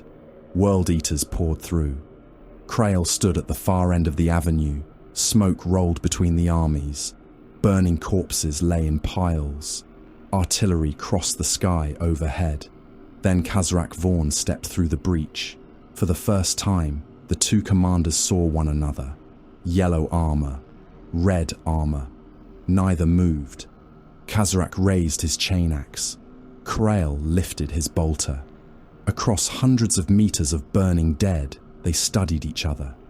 Then the World Eater laughed. Behind him, the brazen Maw began to run. Carax had ceased to possess a front line. It had become a vertical war. Men killed one another on rooftops, while tanks fired through corridors beneath them. Skitarii fought across suspended railways above furnace chambers, deep enough to swallow cathedrals. Defense auxiliar platoons barricaded machine galleries, while World Eaters hacked through maintenance decks 200 meters below. Across kilometer-long vehicle manufactoria, unfinished Chimera hulls continued rolling along conveyor tracks between firefights, untouched by hands that had died hours earlier. The forge worked because no one had told it to stop. Everywhere else, Etariis burned. Far beyond Carax, something vast moved through the haze. A god machine. The Titan was little more than a black silhouette against a red horizon, its carapace rising above the Manufactorum skyline. Another shape answered from beyond the industrial ridge. For a heartbeat, both were invisible. Then weapons capable of gutting cities fired. The horizon became white. Several seconds later, the shockwave reached Carax. Windows shattered across 3 districts. Men fell from gantries. Dust descended from vaulted ceilings. No one inside the fortress knew which Titan had fired. No one had time to care. Captain Mordred Crail watched the battle from a fractured observation gallery overlooking the inner manufactoria. Red runes advanced across his visor. World Eaters. Too many. Not enough. Never enough. They are taking the eastern galleries, Lieutenant Guerin voxed. Let them. A pause. They will believe the line has broken. That is the purpose. Crail studied the hololithic map projected against his retinal display. The World Eaters had crossed the outer precinct faster than projected. They had also lost more warriors than expected. That pleased him. The Brazen Moor wanted contact. Crail intended to make contact expensive. Second squad, withdraw.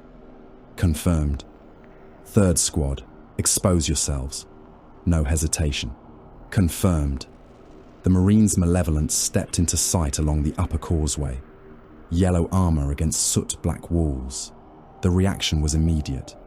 Below them, red-armored berserkers turned. One pointed, another roared. Then they came. Bolt pistols fired as they ran. The Malevolent returned disciplined bursts. One World Eater spun beneath a hit to the knee joint. Another took 2 rounds across the chest and continued. Fall back. The yellow-armored warriors disappeared around the causeway bend. The berserkers pursued, exactly as Crail had known they would. They rounded the corner at speed. Heavy bolters opened from concealed firing bays. The first World Eater lost his head. The next was struck across the torso by 6 mass-reactive rounds. Armor shattered. Meat and broken rib fragments sprayed the wall behind him. 2 more forced themselves through the barrage. Detonate. The causeway floor erupted beneath them. One berserker vanished into the furnace chamber below. The other struck the opposite wall hard enough to crack his breastplate before falling 20 meters into machinery. Crail watched the kill runes vanish. Reset the line, Guerin's voice returned. 3 brothers cut off. How many enemy? Estimated 20. Crail considered it. Hold them there. They will die. Yes. A pause. Understood. The 3 Malevolent warriors continued firing. Their deaths bought 40 seconds. 40 seconds allowed the next barricade to finish sealing. 40 seconds allowed 2 Vindicators to reposition. 40 seconds allowed Crail to turn a retreat into another kill zone. The exchange was acceptable. Khazrak Vaughn disagreed with one of his champions for almost 6 seconds, then he killed him. The champion was called Mordak Bloodhand. He had broken from the planned axis of advance after seeing a regiment of Defense Auxilia retreat through a loading precinct. He had followed them for nearly 1 kilometer. He had killed hundreds. That was not the problem. The problem was direction. Khazrak found him standing amid the dead. Mordak's chain axe was clogged with flesh. The nails burned inside Khazrak's skull. You left the advance. Mordak turned. They ran. I saw. They died. I saw that too. Mordak laughed. Then what is your complaint? Khazrak stepped closer. The fortress is there. He pointed toward Carax's inner gate. You are here. Mordak's laughter stopped. Khorne cares not from where the blood flows. Khazrak struck him with the haft of his chain axe. The blow cracked Mordak's helm. The champion staggered. Everyone nearby stopped. Jackals backed away. Berserkers formed a loose circle. Mordak straightened. His respirator growled. You strike me for killing? I strike you for wasting killing. The nails screamed. Mordak attacked. His chain axe came in low. Khazrak parried. The teeth of both weapons met and shrieked. Mordak forced forward. Khazrak drove his forehead into the champion's damaged helm. Ceramite cracked wider. Mordak stumbled. Khazrak buried the butt of his axe in the other warrior's throat seal. Then he kicked one knee sideways. Mordak fell. The champion tried to rise. Khazrak put one boot against his chest. Rage without purpose is carrion. Mordak reached for his pistol. Khazrak's axe descended. The head came away. Blood pumped across the floor. Khazrak bent and tore the ruined helm free. He looked at the others. No more deviations. No one argued. He cut Mordak's skull from the helmet later. The trophy joined the others at his belt. The World Eaters advanced. The second defensive line waited behind ferrocrete barricades 3 meters thick. Marines Malevolent stood among heavy bolters, plasma guns and defense auxiliary crews. The first sign of the charge was noise, not gunfire, chain axes, dozens of them. Then red armor appeared through smoke. Range, Brother Kale voxed. 200 meters. Hold. The World Eaters ran. Bolt pistols fired. Rounds struck barricades. A defense auxiliary gunner disappeared backward when one detonated inside his skull. Range. 150. Hold. More berserkers emerged. Range. 100. Krael's voice entered every Malevolent helm. Fire! Heavy bolters opened. The first ranks shattered. One berserker lost an arm at the shoulder. Another took a burst through the abdomen and folded around the impacts. Plasma crossed the lane. A World Eater vanished inside blue-white fire. The survivors kept coming. 70 meters, 50, 30. They began to roar. Not words, not prayers. Something older, something simpler. The sound of warriors who had finally reached the distance where their war made sense. Grenades! The Malevolent threw. Detonations tore gaps through the charge. Still they came.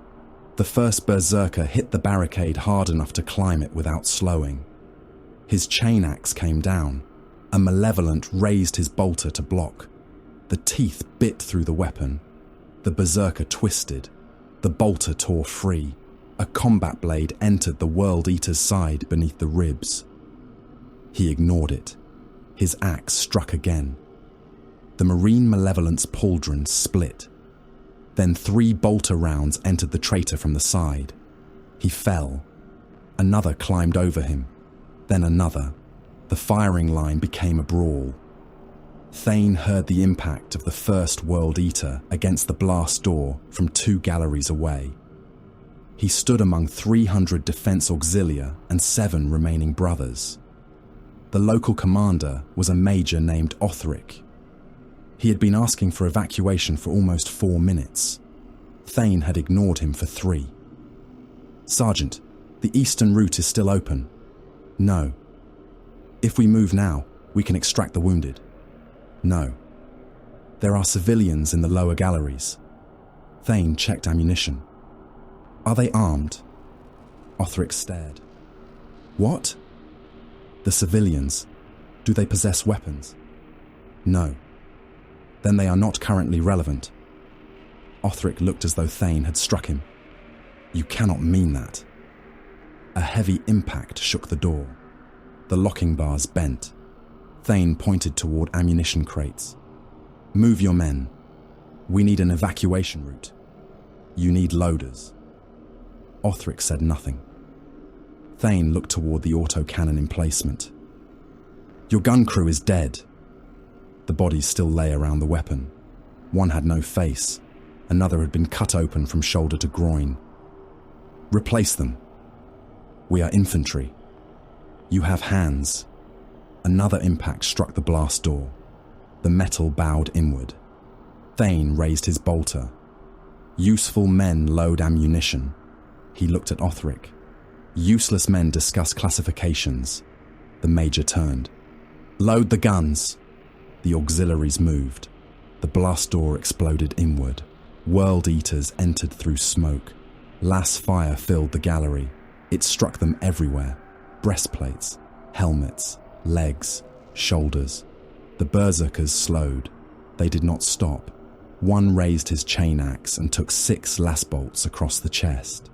His armor smoked. He kept coming. The autocannon fired. That stopped him. The impact removed half his torso. Another leapt over the corpse. Thane fired into his left eye lens. The shell cracked the lens. The second entered. The back of the helm burst open. "Advance 3 paces." The Malevolent line moved. The Auxilia stared.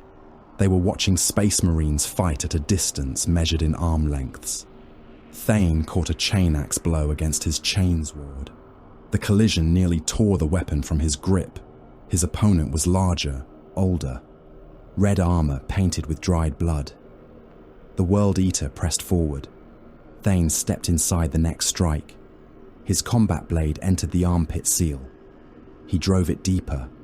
The Berserker smashed an elbow into Thane's helm. Warning runes flashed. Thane stabbed again. The World Eater's bolt pistol fired at point-blank range.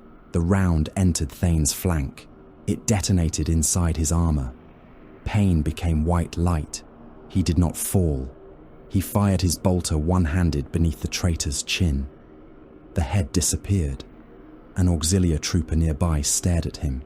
Blood poured from Thane's side. "Sergeant, reload." The trooper blinked. Thane shoved a magazine into the man's chest. "Reload the gun." The trooper obeyed. Then the wall came apart. A Hellbrute entered the manufactorium. Its autocannons fired before the dust cleared. 3 defensive emplacements vanished. Men became pieces. The machine walked forward through them. It had once been a dreadnought. Something resembling a warrior still lived inside, or screamed, or both. Its sarcophagus was wrapped in brass chains. Flesh had grown through armor seams. Cables pulsed like veins. Its autocannons fired again. A barricade exploded. Elsewhere in Carax, another Hellbrute charged a Lehman Russ. The tank fired. The battle cannon shell struck the Hellbrute in the shoulder. Armor tore away. The machine kept running. It hit the Lehman Russ broadside. One claw punched through the hull. The tank crew screamed over an open Vox channel. The Hellbrute tore the turret loose. Inside the manufactorium, the machine roared. The Malevolent answered with melter fire. "Left flank!" Brother Ran fired first. The beam struck the Hellbrute's leg. Armor became molten metal. The machine turned. Autocannons traversed. "Move!" Thane's squad dispersed. The Hellbrute fired. Brother Telos disappeared. There was no corpse. Only pieces of yellow plate and meat scattered across the conveyor line. Second melter. A Marine fired from the gantry. The shot struck the sarcophagus. The Hellbrute staggered. Not enough. Thane saw the demolition charge in an Auxilia sapper's hands. "You!" The man looked up. "Run!" The sapper understood. His face went white. Then he ran. The Hellbrute saw him. Too late. The man reached the machine's damaged leg and slammed the charge against exposed internal structure. The Hellbrute caught him. It lifted him one-handed.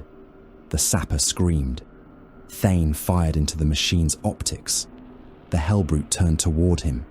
The charge detonated. The machine fell. The sapper vanished with it. Thane looked at the burning wreck. Useful. Beneath them, Gaius Vortan found theft in progress. Servitors marched along the Epsilon approach carrying sealed reliquary crates. Skitarii guarded them. A Mechanicus Magos walked at the center of the convoy. Vortan stopped in the passage. "Where are you taking those?" The Magos halted. "Relocation protocol. Destination. Restricted." Vortan's servo limbs unfolded. Marines Malevolent stepped from adjoining corridors.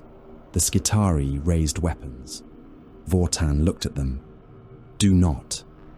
The Magos emitted a burst of Binharic contempt. "These assets remain property of the cult Mechanicus." "No. Incorrect. They are being removed from a vault my chapter has secured. Your chapter possesses no recognized claim." Captain Krail's voice entered the Vox. "Stop the convoy." The Magos turned toward the nearest Astartes. "This constitutes armed seizure of Mechanicus property." Krail arrived seconds later. He walked to the first reliquary crate. "Open it." The Magos refused. Krail looked toward the distant gunfire. "Very well." He pointed back the way the convoy had come. "Continue moving." The Magos hesitated. Krail continued. "The World Eaters are advancing from that direction. Present your claim to them." Silence. The Magos unlocked the crate. Inside lay power armor components wrapped in oilskin and sacred seals. Krail looked at Vortan.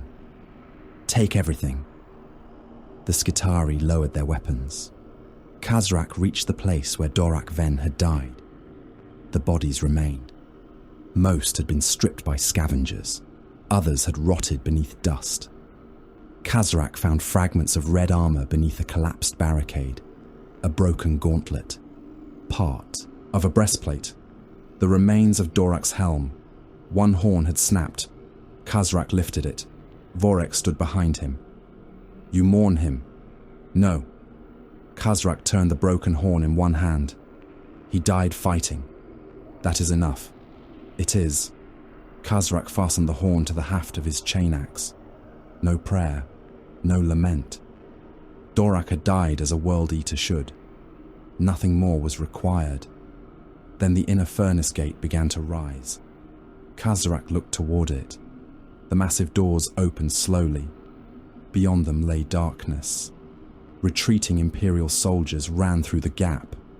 Yellow-armored space marines withdrew after them. The World Eaters saw weakness. They charged. Jackals ran first. Berserkers followed. Thousands entered the opening. Khazrak did not yet. Something inside him warned against it. The nails screamed louder. The gate rose fully.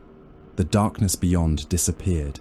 Heavy bolters, autocannons, plasma guns, lascannons, missile launchers, basilisk targeting relays, vindicator cannons, rows of yellow armor.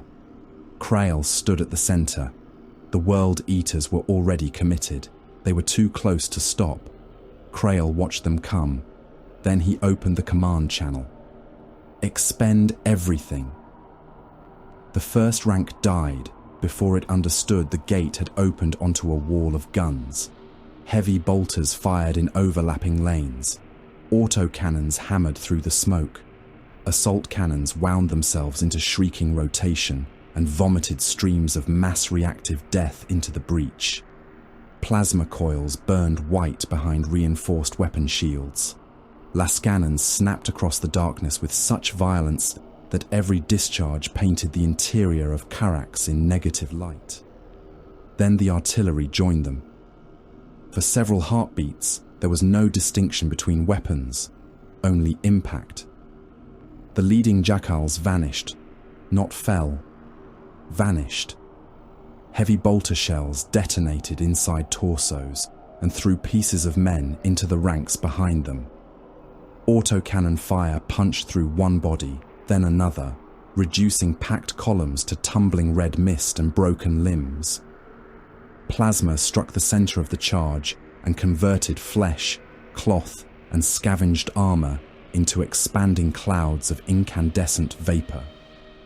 The World Eaters behind them endured longer. Longer was not the same as long. A berserker took a heavy bolter shell against the breastplate. The mass-reactive round detonated against ceramite and hurled him backward. He rose. Another struck his pauldron. Part of the armor disappeared. He continued forward. 3 bolters found him at once. The first shell cracked the abdominal plating. The second entered. The third detonated inside the cavity already opened by the others. The World Eater folded. Another stepped across him. Captain Mordrin Krail watched ammunition counters fall. He felt no satisfaction, only calculation. Left battery, traverse 8 degrees. Confirmed. Brother Ran, lower your lane. Lowering. Autocannon section, concentrate on red armor. Ignore mortals unless they obstruct targeting. Understood. The guns obeyed. Empty brass accumulated around firing positions until Marines and mortal loaders stood ankle-deep in casings. A heavy bolter crew worked until the barrel shroud glowed. The loader's gloves burned through at the palms. He continued feeding belts. A second loader lost 3 fingers when a warped ammunition link caught against the feed mechanism. He wrapped the hand in cloth and kept working one-handed. Nobody relieved him. The weapon remained functional. That was what mattered.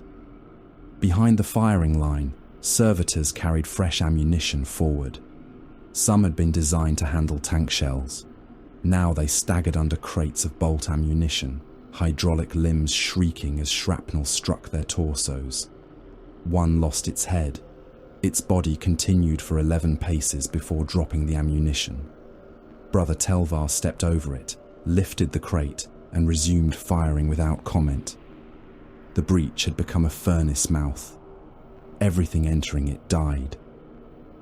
Khazrak Vaughn entered anyway. He watched the first waves disappear beneath the barrage. He saw jackals torn apart. He saw berserkers lose limbs and continue running. He saw one of his warriors take a plasma bolt through the abdomen, fall to his knees, rise again and charge until a Lascanon struck him squarely through the chest. The nails rejoiced. Pain hammered through. Khazrak's skull in time with the guns. Every detonation sharpened it. Every scream fed it. Every glimpse of yellow armor beyond the barricades pushed another shard of need into his brain. Close. Closer. Kill. He forced himself to look beyond the urge. The corpse worshippers had built a killing ground. They expected the brazen maw to feed itself into it until nothing remained. They were not wrong. They were simply incomplete. Khazrak keyed the command vox. Upper structure. Vorik Skullbound answered through static. Seen. Release them. The exalted 8-bound moved. They had waited above the main advance within the industrial skeleton of Carax. Now they descended. Not through the gate. Over it. Claws found purchase in adamantium struts. Distorted feet crushed maintenance railings beneath them. One crawled inverted beneath an overhead conveyor. Demonic muscle flexing under stretched armor while sparks rained around its body. Imperial soldiers saw them too late. The first exalted 8-bound dropped into a command section behind the firing line. It landed on 2 men. Both disappeared beneath its weight. The creature rose through the remains. A major turned. His last pistol came up. The demonkin took his arm off at the shoulder before the weapon discharged. The next blow removed his head. Blood hit the hololithic projector behind him. The tactical display continued functioning through the spray. Another exalted 8-bound tore through a maintenance grill directly above a heavy weapons position. The crew looked up. The demonkin came down among them. An autocannon gunner died beneath one claw. His body opened from shoulder to groin and collapsed around exposed organs. The assistant gunner tried to crawl beneath the weapon carriage. The 8-bound stamped on his pelvis. Bone broke audibly beneath the gunfire. Then yellow giants entered the chamber. Tactical dreadnought armor. Old suits. Scarred suits. Irreplaceable suits. The Marines' malevolent terminators advanced without haste. Their armor bore patches of replacement ceramite in 3 shades of yellow. One suit carried a blackened left pauldron scavenged from a dead brother decades before. Another bore devotional script almost obliterated beneath repairs. Every plate was worth more to Krail than a company of guardsmen. He had deployed them anyway. Epsilon 9 was worth more. Stormbolters opened. At such range, they were not firearms. They were execution engines. 4 mass-reactive shells struck the nearest exalted 8-bound almost simultaneously. One broke against corrupted armor. Another entered the shoulder. The third detonated beneath exposed demonic flesh. The fourth hit the throat. The thing staggered. It kept coming. A Terminator met it with a power fist. The impact sounded like a vehicle collision. Corrupted plate collapsed inward. The Demonkin smashed into a support column. It pushed away from the ferrocrete. The Terminator hit it again. This time the torso folded. The creature fell. Another exalted 8-bound struck the Terminator line from the side. Its claws tore across an ancient breastplate and opened the armor beneath. Warning runes flashed across the warrior's visor. He drove his storm bolter into the creature's chest and fired until the magazine ran empty. The Demonkin killed him anyway. Its arm punched through his gorget. For one moment, the Terminator remained standing. Then, the exalted 8-bound tore him backward out of the formation. "Terminator down," someone voxed. Gaius Vortan answered immediately. "Mark armor position." The battle brother nearest the corpse hesitated. "Enemy contact remains active. I am aware. Retrieval impossible." "Then make it possible." Vortan sent the location rune to 3 warriors. "Recover the suit." Not the body, the suit. The dead brother's gene seed would be harvested if opportunity permitted. The tactical dreadnought armor would be recovered regardless. The gun line continued firing. Khazrak saw the shift before Krail ordered it. Too much smoke. Too many wrecks. Too many bodies in front of the guns. The corpse worshippers had created a wall of death and then filled it with cover. Khazrak smiled. Forward. World Eaters climbed across their own dead.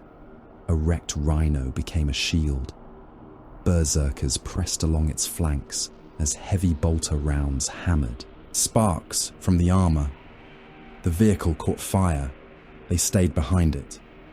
A dead Mauler fiend lay across the breach like a collapsed beast of iron and brass. World Eaters crawled through the cavity beneath its ruined torso. The firing lanes narrowed. That was all they needed. Every incoming round made the nails worse. Every wound drove them faster. A berserker lost half a hand and accelerated. Another took a shell through one thigh and limped forward with such violence that the damaged leg began leaving fragments of armor behind him. Rational armies retreated from slaughter. The World Eaters experienced slaughter as proximity. Krail recognized the moment the kill zone ceased giving acceptable returns. "Cease center artillery." The guns stopped. For the first time in minutes, the breach contained something resembling silence. The World Eaters faltered, not from fear, from surprise. Krail raised one hand. Counterattack. Assault squads moved. Jump packs ignited. Yellow-armored Astartes launched over their own barricades and descended into the smoking impact zone. The World Eaters had expected another line. They found blades. A Marine Malevolent landed beside a wounded berserker and drove a chainsword through the traitor's damaged breastplate before the warrior could rise. Another fired his bolt pistol into a helmet at arm's length. The head burst inside the armor. 3 Malevolent assault marines struck the flank of a disorganized World Eater's pack and killed 2 before the survivors could turn. Then the survivors turned. The battle became different. Faster, closer, honest, by the standards of the 12th Legion. Chain axes met chainswords. Power weapons carved blue arcs through smoke. Bolt pistols were fired into torsos from distances too short for human reflexes to comprehend. The Marines' Malevolent did not match rage with rage. They matched it with numbers. 2 engaged, 1 flanked. A wounded World Eater was never given a duel if 3 bolters could kill him faster.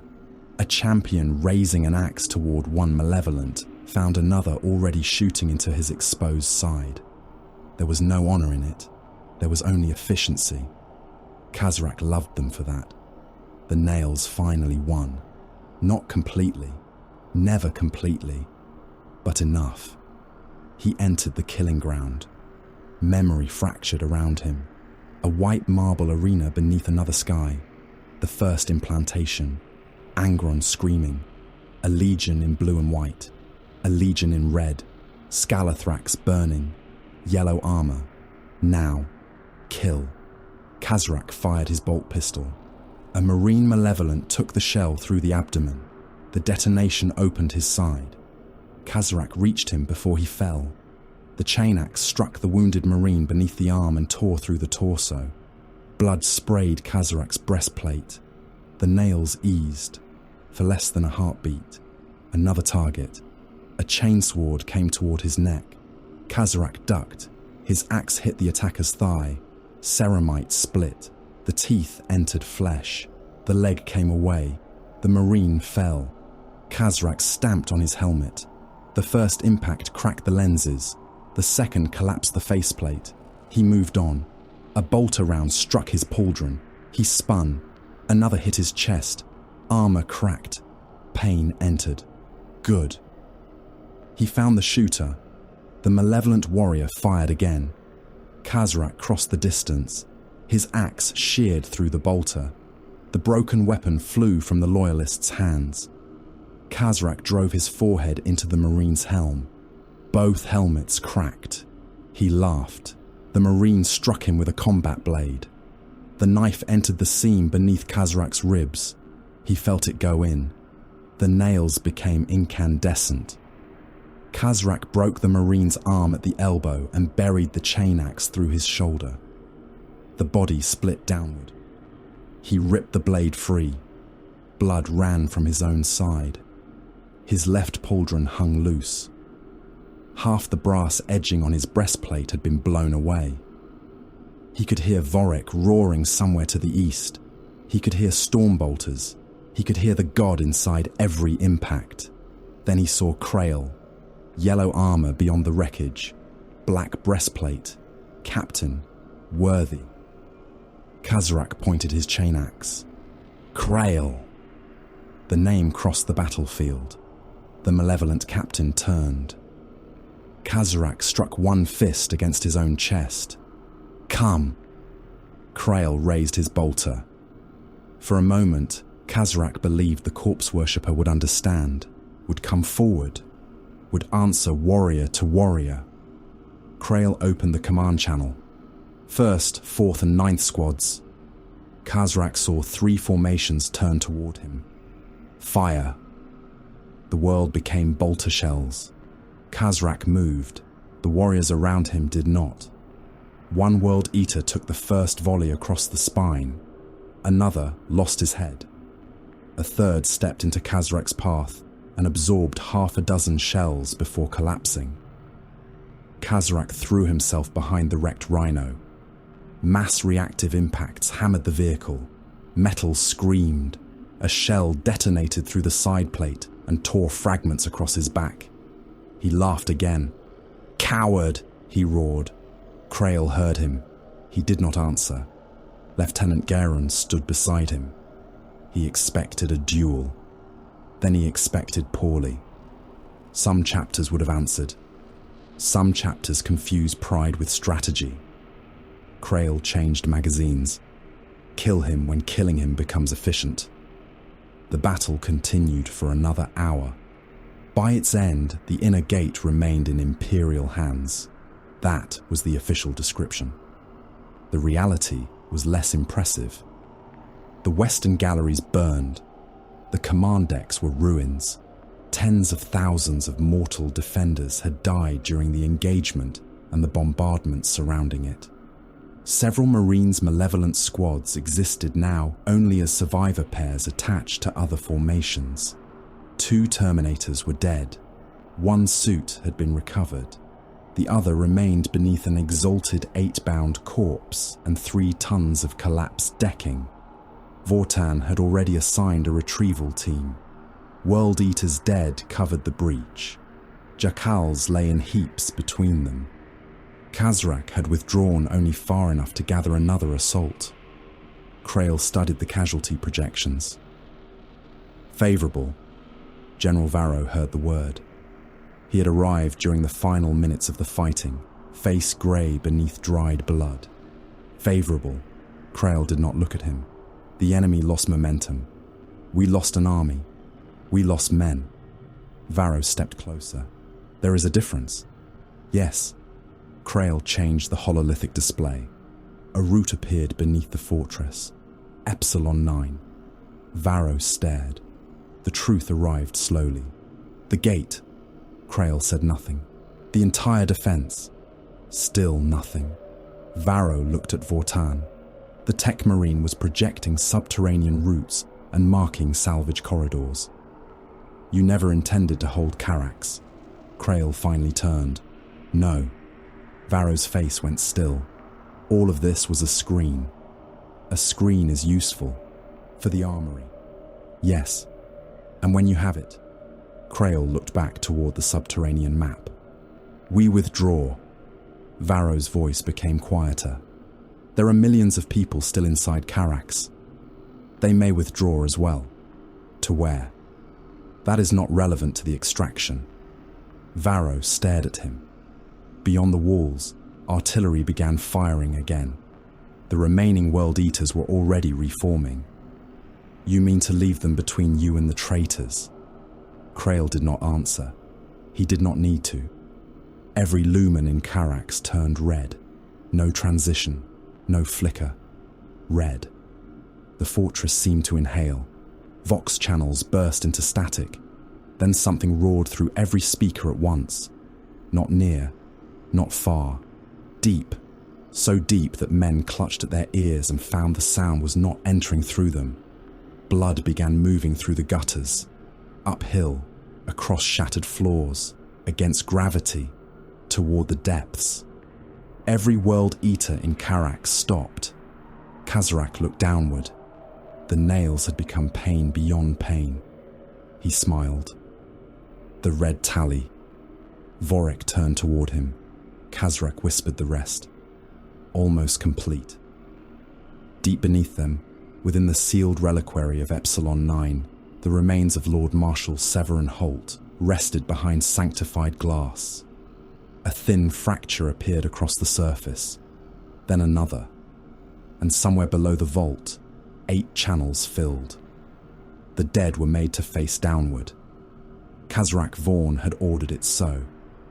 Across the central transit artery of Carax, jackals and mortal thralls dragged corpses from galleries, shelters, barracks and firing positions and laid them shoulder to shoulder across the Ferrocrete. Imperial soldiers, forge workers, Skitarii, cultists, men in blood-stiffened uniforms, and men who had died naked beneath collapsing hab blocks. Bodies burned beyond. Don't forget to like, comment, and subscribe. Support really helps. Recognition were placed beside those still carrying devotional medals and identification tags. The road grew.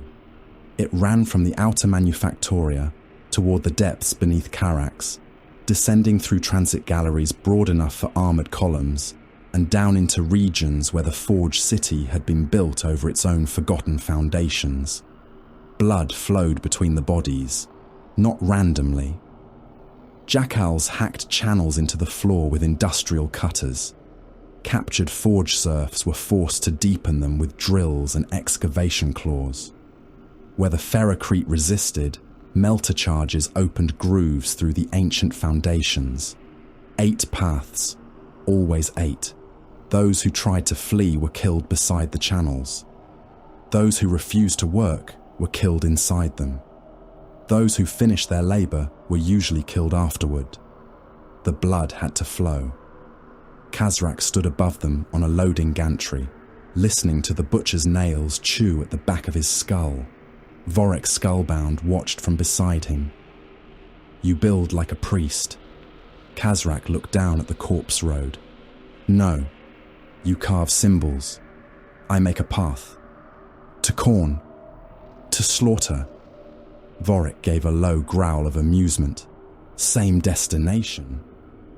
Below them, a forge worker stumbled beneath the weight of a dead Skitarius. A jackal's overseer struck him across the spine. The man collapsed. The overseer killed him and dragged both corpses into the channel. Kazarak watched the blood join the rest. The air above it trembled. Barely. Not enough for mortals to see. Enough for him. The veil was thinning. That was the purpose. Blood was not decoration. Skulls were not superstition. The warp answered pattern, repetition, symbolism, and intent. The sons of Angron had spent 10,000 years learning truths the corpse worshippers dismissed, until demons came screaming through their walls. Kazarak intended to make Karax remember. "Send the next packs into the lower artery," he said. Vorek glanced toward him. "That route is mined." "I know. They will die." "Yes." Vorek laughed. Then the nails bit them both. The laughter stopped.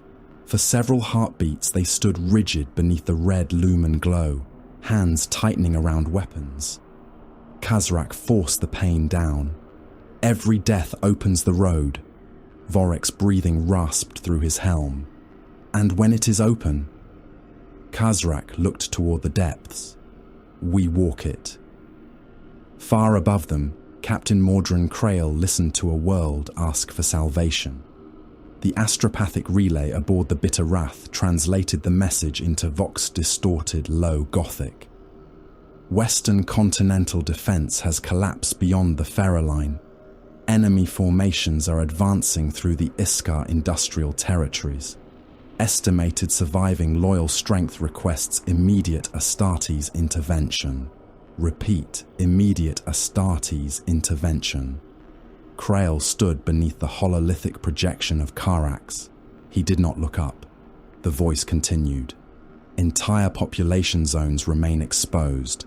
Mechanicus defense grid failing. Armored reserves exhausted. Captain Krail, Etariis requires every surviving space marine at once. Krail enlarged the subterranean map. Vortan stood beside him. Route Theta remains viable. For how long? Unknown. The planetary transmission repeated. Krail finally opened the channel. "This is Captain Krail." Relief answered immediately. "Captain, Throne preserve us. We thought the relay had failed." "It has not. We need you west." "No." Silence, then disbelief. "Captain?" Karax remains active. "The western continent is dying." "Yes." "Hundreds of millions are exposed." "Yes." "If the Ferroline is gone, they have nothing between them and the traitor advance." "Then they should have held the Ferroline." The officer on the other end seemed unable to answer. Krail closed the channel. "Route no further planetary appeals to me." A serf looked up from the Vox console. "My lord?"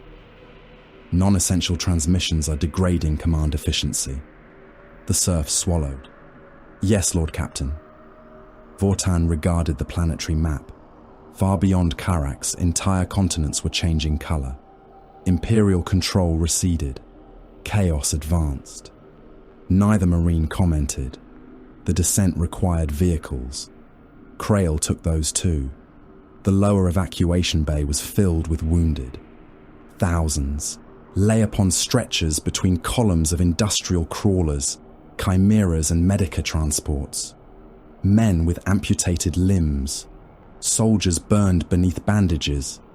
Skitarii whose augmetics twitched without commands. Servitors moved among them carrying blood packs and surgical equipment. Then the Marines Malevolent arrived. "Clear the vehicles," Lieutenant Guerin ordered. A Medici officer stared at him. "These transports are loaded for evacuation." "They are loaded incorrectly." The officer looked toward the wounded inside the nearest crawler. "Those men cannot walk." "They are not required to." Guerin pointed toward the floor. "Unload them." Nobody moved. The Marine raised his bolter, not threateningly, simply enough. That was sufficient. Orderlies began pulling stretchers from the transports. A wounded tank commander woke halfway through being dragged onto the manufactorum floor. "Where are we going?" Nobody answered. "Where are you taking the transport?" An orderly looked away. The Marines Malevolent loaded ammunition instead. Crates of bolt shells, melter charges, replacement power cells, medical supplies suitable for Astarte's physiology, industrial cutters, servo skulls, portable auspex arrays. A defense auxiliary captain approached Garen. Those carriers were assigned to the wounded. They are reassigned. By whose authority? Garen looked at him. The captain stopped asking. General Reth Varro watched from the edge of the bay. The wounded stared at the yellow giants with the stunned incomprehension of men discovering that angels could look directly at them and see cargo weight. Varro had ceased expecting anything else. He turned toward his remaining staff. "Prepare to descend." One colonel blinked. "With them?" "Yes." "General, that is not advisable. Neither is allowing them into Epsilon 9 unsupervised." The colonel looked toward Krail. "You think we can stop them?" "No." Varro tightened the strap of his battered cuirass. "But somebody should be there when they rob us." He brought 27 surviving bodyguards. A Mechanicus delegation came with him. Magos Deltaron walked at its center, attended by Skitari and 2 hovering servo automata. Krail permitted all of them, not because their objections mattered, because their knowledge did. "You know the lower forge," Krail told Varro. "I do. You know the vault access systems?" "Some." "Then remain alive." Varro stared at the helm lenses. "Is that concern?" "No." The convoy entered the depths. Carracks changed as they descended. The upper manufactoria had been ruined by battle. The lower levels had been murdered. Bodies filled the transit galleries. Some had been stacked deliberately. Others lay where they fell. Severed cables hung from ceilings like black vines. Devotional statues had been smashed and smeared with blood. Cogitator banks sparked behind shattered screens. Entire sections of wall had been carved with cornete symbols made from cuts deep enough to expose reinforcement bars. The stink became a physical presence. Blood, promethium, burned insulation, human waste, hot metal, rot. Thane walked beside the lead crawler. His bolter tracked every open maintenance shaft. A dead Skitarius lay across the road. He stepped over it. 3 civilians had been nailed to a bulkhead nearby. He did not look at them. Then he stopped. A plasma gun lay broken beneath the bodies. Its containment housing had been smashed. Thane stared at it. Brother Ran glanced toward him. "Damaged beyond recovery." Thane's voice hardened. "Waste." Varro heard him. He looked at the civilians, then at the weapon. Something inside him, already strained beyond anger, became cold. The attack came from the walls. Maintenance grills burst inward. Red armor followed. The first berserker landed directly beside the lead crawler. His chain axe struck before anyone shouted warning. A Skitarius lost his head. The chain blade continued through the neck guard of the man behind him. Bolters fired. Inside the confined tunnel, every shot became thunder.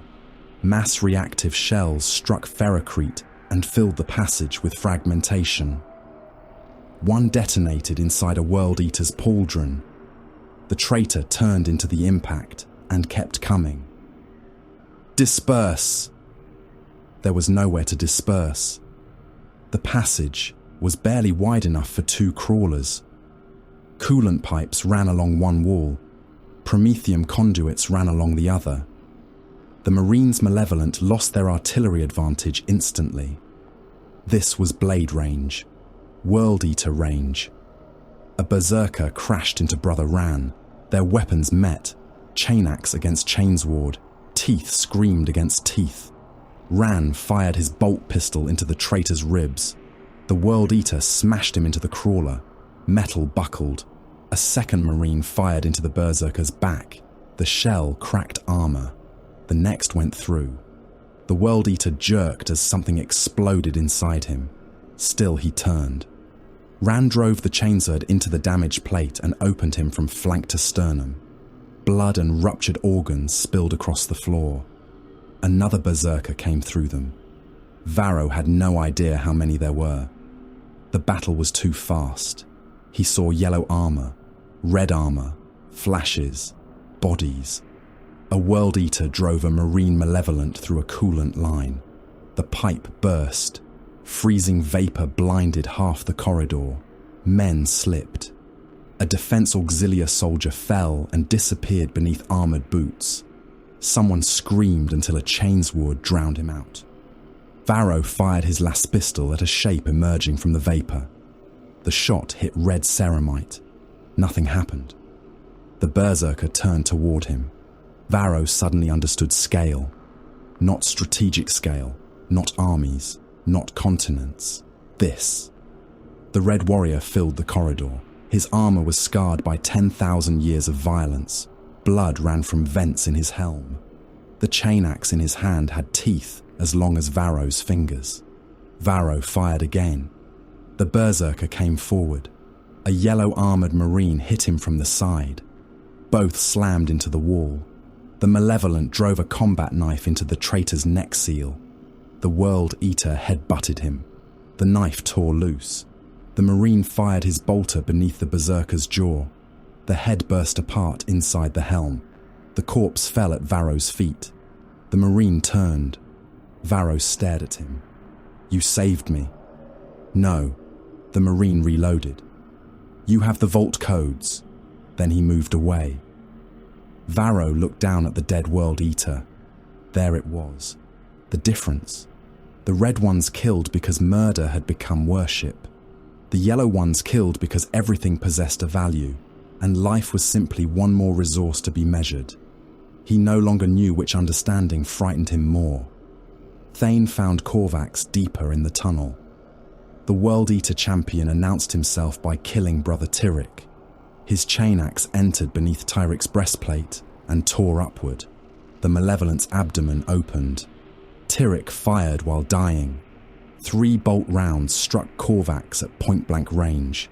One shattered the champion's left pauldron. The others detonated against his breastplate. Korvax staggered. Thane hit him immediately. Chainsword met chainaxe. Sparks filled the tunnel. "You hide behind lines," Korvax growled. Thane pushed against the weapon lock. "You hide behind noise." Korvax laughed, then attacked again. He was stronger. Thane knew it after the first exchange. The World Eater's axe hammered his chainsword aside. Thane fired his bolt pistol. Korvax turned his torso. The shell struck his flank. The traitor kept advancing. "Khorne gives strength," Korvax snarled. Thane fired again. The shot missed and detonated against the wall. Korvax laughed louder. Thane stepped backward. "Your god appears less generous with marksmanship." Korvax fired his own pistol. The bolt struck a pipe beside Thane's head. The line erupted in steam. Neither warrior laughed. They charged. Their next collision carried them through a maintenance partition. Imperial soldiers scattered. Korvax swung. Thane ducked. The axe removed the head of an auxiliary trooper behind him. Thane drove his chainsword toward the World Eater's armpit. Korvax caught his wrist. For 1 second they stood locked together. Then machinery moved beneath them. A production conveyor started without warning. Both were thrown apart. Thane rolled between unfinished armor housings. Korvax rose on the opposite side. "Come back, yellow dog." Thane opened the command vox. "Collapse marker 12. Korvax heard the reply through open comm leakage. "What?" Charges detonated above the tunnel. The ceiling came down. Ferrocrete and pipework crashed between them. Korvax disappeared behind dust. Thane turned away. The World Eater's laughter followed him through the collapse. Above them, Khazrak watched another route fill with the dead. Hundreds of jackals had entered the eastern passage. The Marine's Malevolent destroyed it. Demolition charges collapsed 3 levels. The shock travelled through Carax. Vorek looked toward Kazrak. You knew. Yes. You sent them to die. Yes. A new line on the ritual map turned red. Another arm of the eightfold figure was complete. Kazrak smiled. The yellow ones think they are choosing the battlefield. Vorek understood. They are drawing it. With their guns. With their dead. With ours. Kazrak looked downward. With all of it. Deep in the Malevolent column, Vortan reached the same conclusion. He stopped beside a portable hololithic projector. Captain. Krail turned. Vortan summoned the map. Every major bombardment, every demolition, every prepared kill zone, every artillery concentration ordered since the Marines' Malevolent had entered Carax. Red circles appeared, then lines connected them. Varro watched. His face went pale. 8 arms, 8 converging routes, the same impossible geometry beneath Epsilon 9. Vortan's voice lowered. We have been completing it. Krail studied the pattern. The World Eaters. They directed enough of their advances to force our responses. Varro stepped closer. All that blood. Vortan looked at him. Yes. The bombardments, the collapsed regiments, the artillery traps, the civilian concentrations, the bodies in the lower galleries. The Marines' Malevolent had supplied the shrine as effectively as the World Eaters. Krail stared at the hololith for several seconds. No one spoke. Then he shut the projection down. Then we finish before he does. Epsilon 9 had been built to survive betrayal. The armory complex occupied a cavern beneath Carax vast enough to swallow an imperial cathedral and leave room for the towers. Its outer approach narrowed deliberately into a descending causeway of black adamantium, bordered by firing galleries, retractable barricades and weapon housings sealed behind Mechanicus ward plates. The first defense turret had been destroyed centuries ago. The second had been destroyed that morning. The third still watched the approach with dead lenses, while its machine spirit waited for authorization from masters, already reduced to bones and data ghosts.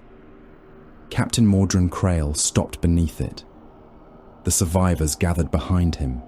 Marines Malevolent, Defense Auxilia, Skitari, Servitors, General Reth Varro and what remained of his command cohort. Less than half the Astartes who had descended from the upper fortress still stood without significant armor damage. Yellow ceramite had become black beneath soot and blood. Bolter magazines were almost empty.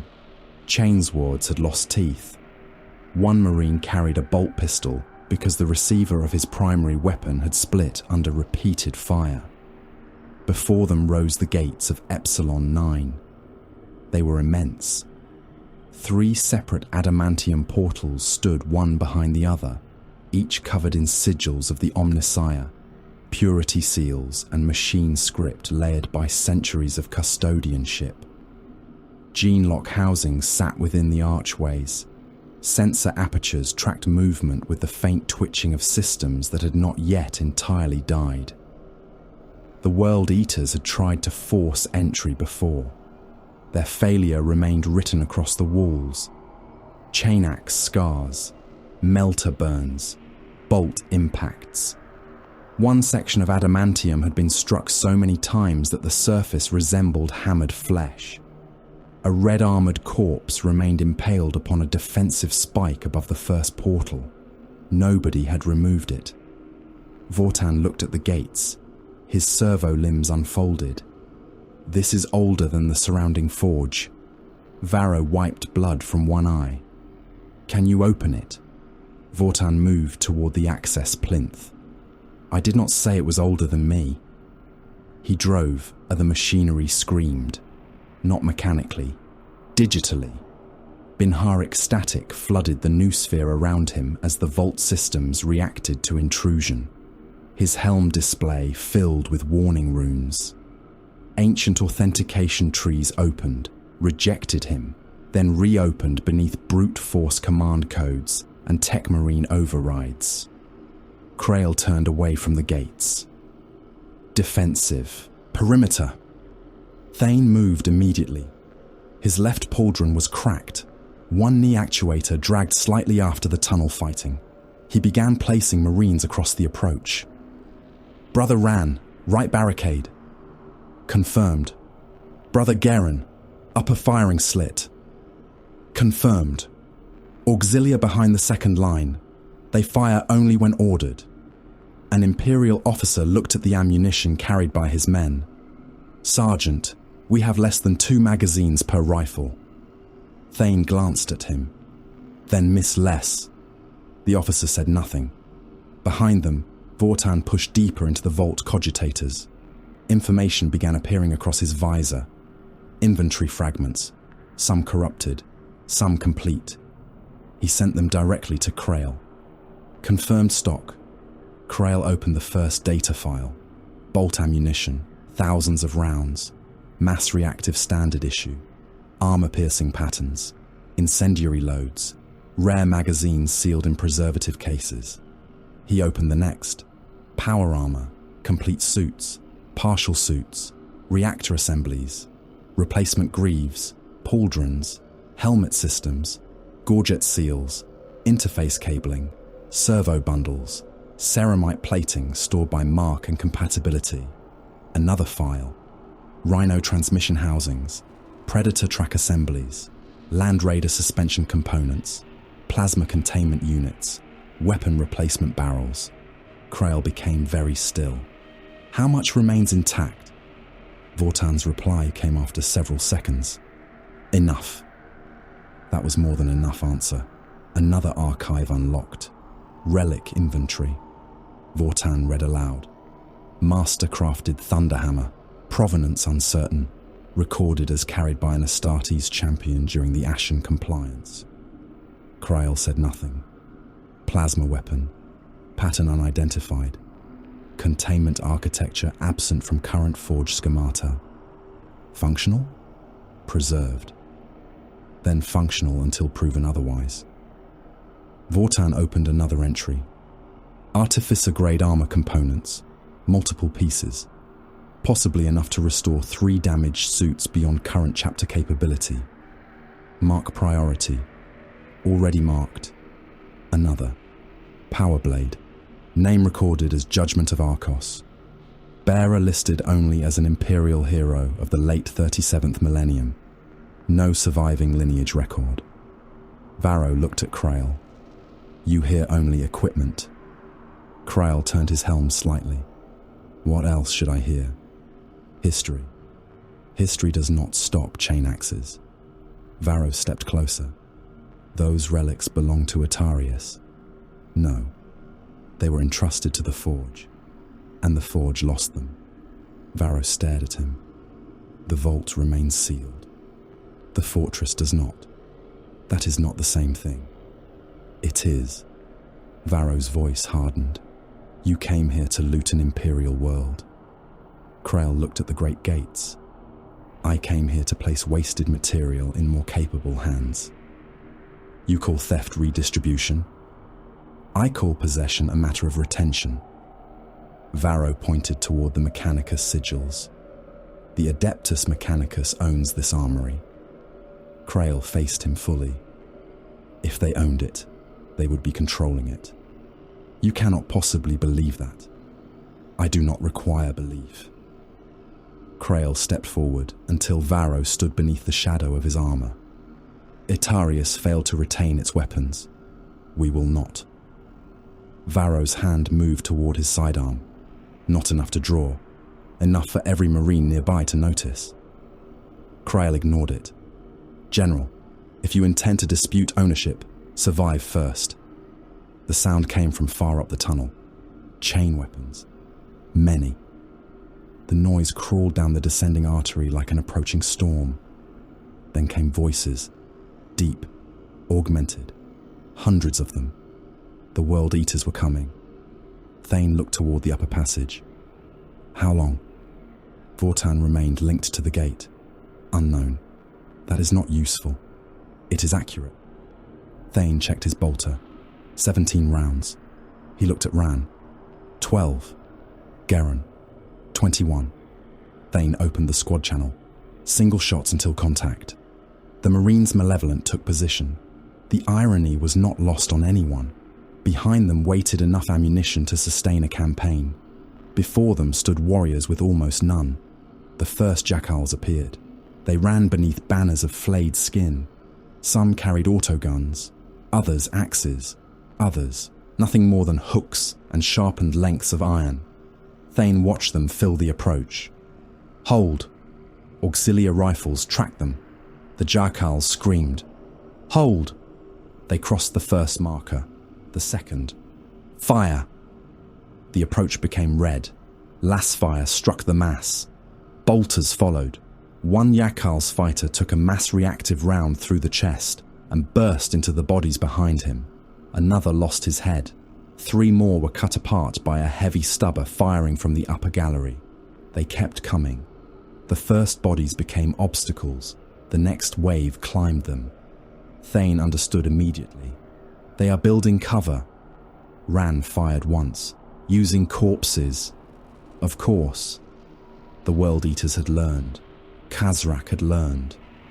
The next Jackal's wave carried plating stripped from wrecked vehicles. They died too. Then the rhinos appeared. Red armor rolled into the causeway. One vehicle had no functioning weapon. Another was already burning. Neither slowed. Missile team. An auxilia launcher fired. The crack missile struck the lead rhino. Its frontal plate ruptured. The transport swerved. It kept rolling. The crew had chained the throttle. The rhino hit the first barricade. Metal folded. The wreck stopped only when it crushed half the firing position beneath its tracks. The second followed. Then red armor emerged behind them. Berserkers. Thane changed fire discipline. Free fire, bolters barked. The first berserker took 2 rounds across his chest. He staggered. Ran put another through the weakened armor.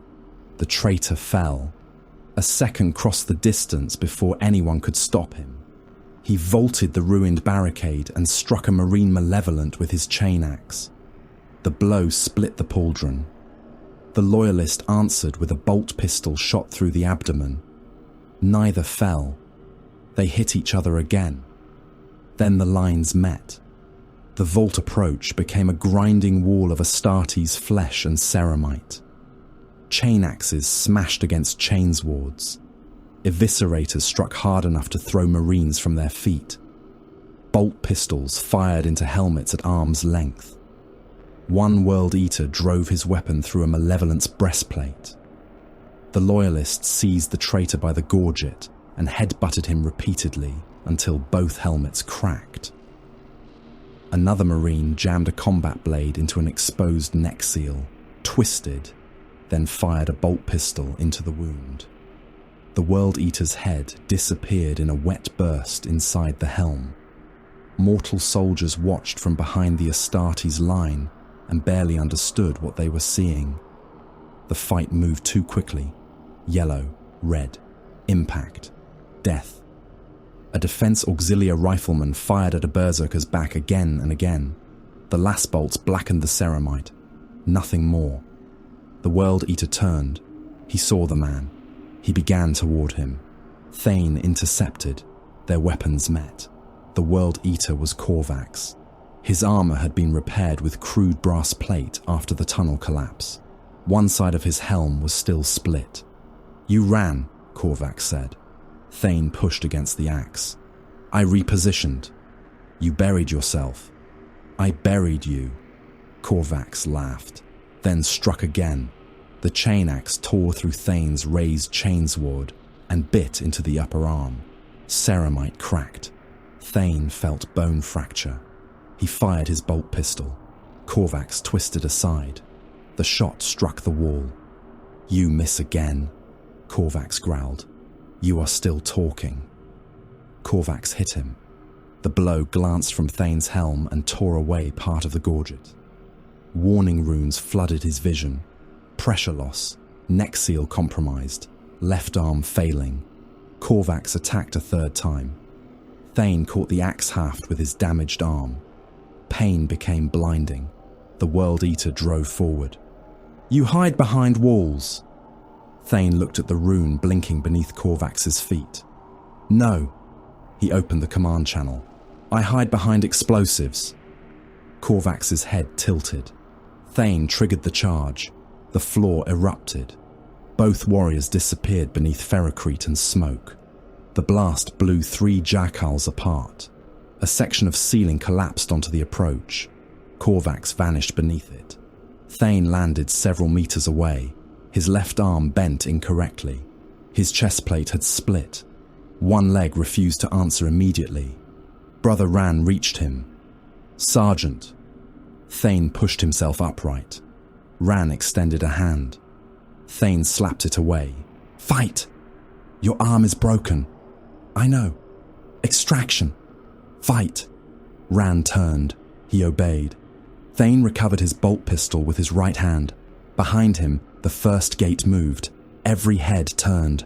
Ancient machinery groaned within the walls. Adamantium seals disengaged one by one. Vortan remained locked to the interface. "The first portal is opening." Krael looked behind him. The great gate moved apart. Darkness waited beyond. Then lumen arrays awakened. A corridor appeared. Not a corridor. A road into a buried kingdom of war. Storage galleries extended farther than the eye could follow. Weapon racks stood in ordered rows. Crates rested beneath Mechanicus seals. Power armor hung within preservation frames like the bodies of dead giants awaiting resurrection. Vehicle components filled tiered vaults. Ancient shrines occupied recessed chambers between industrial storage decks. The second portal opened, then the third. Epsilon 9 revealed itself. Kilometers of armory descended beneath Carax. The Marines' Malevolent stared, not in reverence, in hunger. Krael saw replacement plate, ammunition, function, survival. Vortan saw systems he might restore. Varro saw inheritance being stolen in front of him. Farther inside, beyond multiple blast partitions, a reliquary chamber lit. A glass sarcophagus stood at its center. Within it rested the remains of Lord Marshal Severin Holt. The skull was visible. Kazrak saw it. He had reached the top of the causeway. For one instant, the battle ceased to exist. The nail struck him with such force that his vision went white. Holt, the mortal, the skull that had marked the shrine, the skull that had been denied him, the skull around which thousands had already died. Kazrak felt the red road beneath his feet. He felt the blood in the channels. He felt something vast turn its attention toward Carax. The nails became agony beyond thought. His chain axe rose. "Blood for the blood god!" The World Eaters heard him. Every surviving berserker answered. "Skulls for the skull throne!" The sound filled the vault approach. Kazrak charged. Hundreds followed. Krael looked from the oncoming red tide to the open armory. He saw no reason to remain outside it. All squads. The Marines' Malevolent began withdrawing through the gates, not running, not breaking, firing as they moved. Inside. The last barricade fell. World Eaters poured over it. The vault doors remained open. Epsilon 9 ceased to be an objective. It became the battlefield. Epsilon 9 had been built to preserve war. Now war was destroying it. The first World Eater through the third gate took 3 bolter shells across the breastplate and still managed 6 running strides before the 4th round found the damaged seam beneath his gorget. His head snapped back. Blood burst through the grill of his helm. He struck the adamantium floor hard enough to crack one of the preservation runes beneath him. Behind him came more. Red armor filled the entrance. Captain Mordrin Krael watched them advance through the green haze of his helm display and experienced something he had not felt since making Planetfall. Constraint. Plasma weapons hold fire. a lieutenant acknowledged. Melter weapons restricted to armored targets outside storage sectors. Another acknowledgement. Fragmentation grenades prohibited within the galleries. Veteran Sergeant Malrek Thane looked down the kilometre-long vault. His broken arm had been immobilized against his breastplate with a crude ceramite brace. He held his bolt pistol in the other hand. No explosives. Not unless ordered. Thane looked toward the World Eaters charging through the gates. That is inconvenient. Krail raised his bolter. It is temporary. The armory around them was worth more than the lives required to defend it. That changed everything. Rows of sealed bolt ammunition occupied recessed bunkers along the first galleries.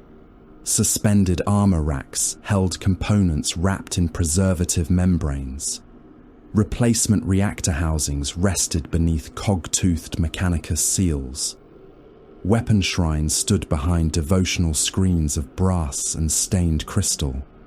A Vindicator shell would have solved the approaching World Eaters problem. It would also have erased irreplaceable material. Krail rejected the exchange. Precise fire. The Marines. Malevolent opened fire. Not barrages, not saturation. Single shots, controlled pairs, helmet lenses, joint seals, previously damaged plate. A berserker raised his chain axe and took a round through the elbow coupling. His forearm spun away with the weapon still clenched in the gauntlet. The traitor looked at the stump, then charged anyway. Brother Ran put the next bolt through his eye lens. The helmet burst from within. The berserker collapsed against a storage rack. Ran immediately checked the rack for damage. It was intact. Clear. Another World Eater used the fallen body as cover. Then another moved behind a relic display housing. Khazrak Vaughn saw what the Loyalists were doing. For the first time since the gates opened, the nails allowed him clarity without requiring slaughter to purchase it. They care about the walls. The thought pleased him. He stood among the incoming brazen maw while bolter rounds crossed the vault and detonated against his warriors. Yellow armor fired carefully, too carefully. Khazrak laughed. Use their treasures. The berserkers understood. They did not need a second command. World Eaters moved behind ammunition shrines. They crouched beside power armor preservation racks. One seized a sealed crate and shoved it into the line of fire before him as he advanced. The Marines' Malevolent hesitated, only fractionally. That fraction was enough. The berserker crossed another 10 meters. Krail saw him. Fire, Brother Garen answered. The crate. Fire. 3 bolt rounds struck the World Eater. 1 penetrated. The traitor fell. The preservation crate took the 4th.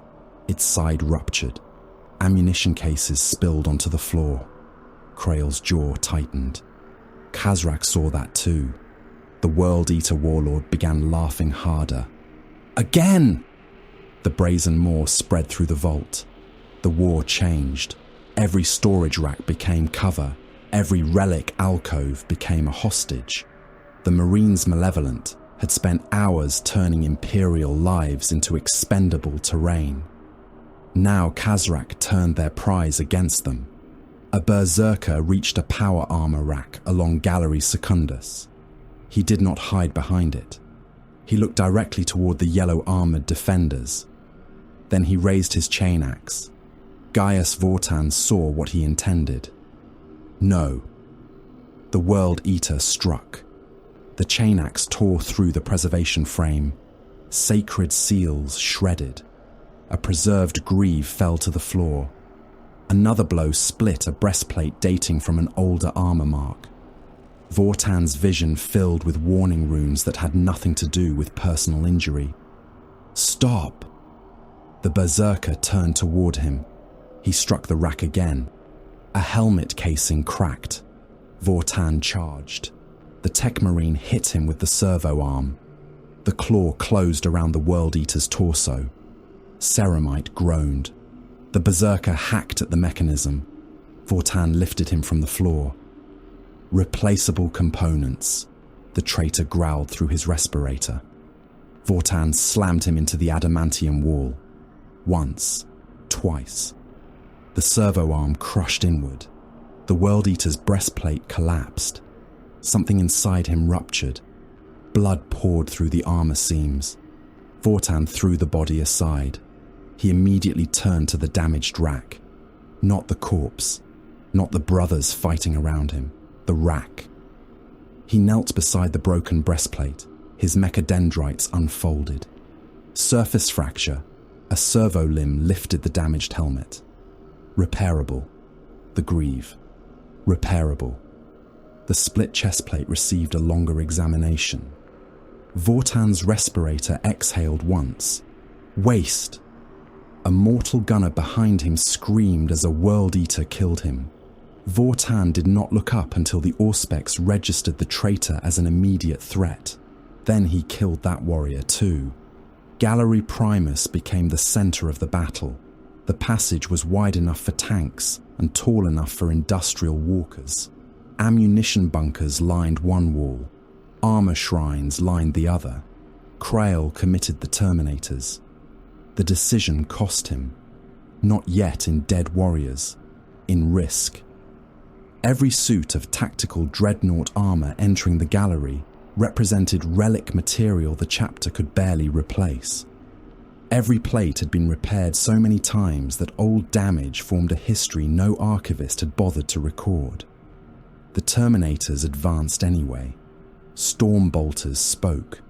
The first line of World Eaters broke beneath the fire. A berserker took a pair of mass-reactive shells through the lower torso. One detonated inside his pelvis. The other entered the abdomen and burst beneath the ribcage. He collapsed. The Terminators stepped over him. A second World Eater reached them. His chain axe struck a shoulder plate. The armor held. A power fist answered. The blow hit the berserker in the chest. His breastplate folded inward. The World Eater left the floor, crossed several meters, and struck a storage bulkhead hard enough to dent it. He did not rise. Advance! The Terminators moved. Tactical Marines followed in the gaps, firing between their larger brothers. The formation was ugly, slow, effective. Storm bolters broke charges before they reached the line. Power fists dealt with those that did. World Eaters' bodies accumulated. Then Khazrak sent the 8-bound. They came over the dead. Demonkin moved with a speed their bulk should not have allowed. One struck the leading Terminator from the side. Claws hit tactical dreadnought armor. Sparks erupted. The ancient plate held for one heartbeat. The next strike found the elbow joint. The arm tore free. The Terminator did not cry out. His Stormbolter continued firing one-handed. The 8-bound drove him backward. A second Terminator caught the Demonkin with a power fist. The impact broke something beneath the corrupted armor. The 8-bound turned. Its head snapped toward the new threat. The first Terminator fired into its spine. The creature roared. 2 voices came from one throat. Then the power fist struck again. The Demonkin's upper body collapsed sideways. Another 8-bound reached the line before the corpse fell. It leapt. The landing knocked a Terminator from his feet. Claws dug between chest plates. The Marines seized the creature by the neck. They rolled among the dead. World Eater, Malevolent, Demon, Astartes. Armor grinding against armor. The Terminator drove a knee into the 8-bound's torso. The Demonkin answered by ripping 3 ceramite plates from his abdomen. The Marine's power fist came up. The 8-bound caught the arm. Hydraulic servos screamed. For several seconds, neither moved. Then a tactical Marine stepped close and fired his bolter into the 8-bound's exposed flank. Once, twice, 3 times. The Demonkin turned toward him. That was enough. The Terminator's power fist drove into its skull. The head disappeared. The body sagged. The floor of Gallery Primus became almost impassable. Red armor, yellow armor, demon flesh, broken weapons, severed limbs, spent casings. Combatants climbed over the dead to reach one another. A World Eater slipped on the blood of another and fell to one knee. A Terminator stamped on his chest and crushed him against the floor. A Marine Malevolent lost a hand to an axe strike and used the severed stump to trap the weapon long enough for his brother to shoot the attacker through the throat. Nobody yielded ground because there was no ground left to yield.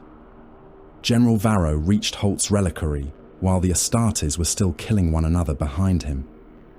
He arrived with 7 bodyguards. Magos Deltaron came with 3 Skitarii. The reliquary chamber stood beyond 2 sealed blast partitions. The first had opened automatically when Epsilon 9 recognized Varro's command authority. The second had not. Deltaron interfaced with the lock.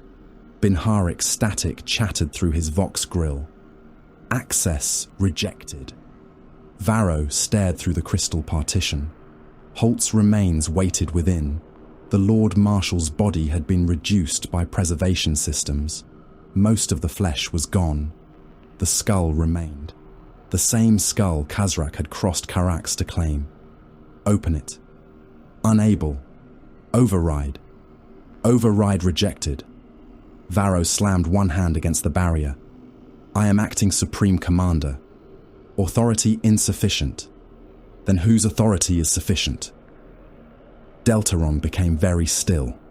One mechadendrite moved across the control surface. Another layer of runes appeared.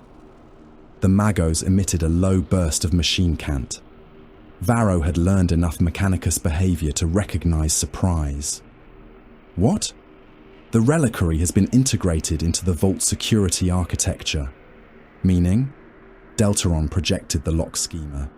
Biometric identifiers, command seals, bone density verification, gene markers. Varro looked through the glass at Holt. Understanding came slowly. He did this. Likely. When? During final containment procedures. Varro almost laughed. Holt had known. Perhaps not about Khorne. Perhaps not about the World Eater's ritual. But he had known someone might reach the armory after his death. So he had made himself part of the lock. The skull was not merely a trophy. It was a key. Deltaron confirmed it. Removal of the cranial remains will satisfy the biometric release sequence for the innermost chambers. Varro looked toward the sealed doors beyond the reliquary. What is inside? Highest priority reserves. The answer made him feel sick. Krail arrived. Blood covered his armor. Most was not his. Vortan came beside him. Varro moved between them and the reliquary. No, Krail stopped. You know what this does? Yes. You know what happens if Khazrak takes that skull? Possibly. Possibly. Vortan examined the lock data. The General's interpretation is plausible. Varro turned toward him. Plausible. The corner to geometry converges below this chamber. So leave it sealed. Krail looked through the crystal. What is in the lower vault? Deltaron answered unwillingly. Relic reserves, armor systems, weapons, restricted components. Varro closed his eyes. Of course, Krail said. Open it. Varro stepped closer. No. Krail ignored him. Vortan. The tech marine approached the interface. Varro drew his last pistol. Every Marine Malevolent in the chamber raised a weapon. Varro pointed the pistol at the control panel. You open it. You may complete their ritual. Krail's voice remained flat. You may also destroy the lock. That is the intention. You will not. Varro fired. The shot never reached the panel. A Marine Malevolent hit his arm, not with a weapon, with one gauntlet. Bone broke. Varro heard it before he felt it. The last pistol fell. He dropped to one knee. The Marine seized him by the cuirass and threw him aside. Varro struck the floor. His broken arm folded beneath him. Pain came in a white wave. Krail never looked at him. Proceed. Vortan interfaced with the reliquary. Behind them, the armory shook. The shrine answered. Blood ran through the seams between floor plates. It moved toward the chamber. Not downhill, toward. Brass corrosion spread across polished adamantium in branching veins. Mechanicus purity seals curled at the edges as though held near flame. One dead Etariis in the corridor twitched. Varro saw it. The body moved again, not rising, responding. The fingers opened, closed, opened. A dead world eater farther away turned his head by a fraction despite the missing section of skull above one eye. Warp pressure filled the chamber. Every mortal felt it differently. Nausea, heat, the certainty that something enormous stood directly behind them. The Marines' Malevolent felt pressure inside their helms. The World Eaters felt worship. Khazrak stopped fighting for one heartbeat. He could feel the lock opening. He could feel the Loyalists doing it for him. The nails became ecstasy. They opened the road. Vorik, skullbound, killed an Imperial soldier beside him. What? They open it. Khazrak turned toward the reliquary chamber. The red haze before his eyes sharpened. The corpse worshippers opened the last gate. He began moving, not running, not yet. The combat around him became irrelevant. He killed only what stood directly in his path. A Marine Malevolent fired. Khazrak caught the warrior's bolter with his axe and tore it aside. His return stroke split the yellow-armored Marine from collar to lower chest. He moved on. A blast partition sealed before him. Khazrak hit it. Once.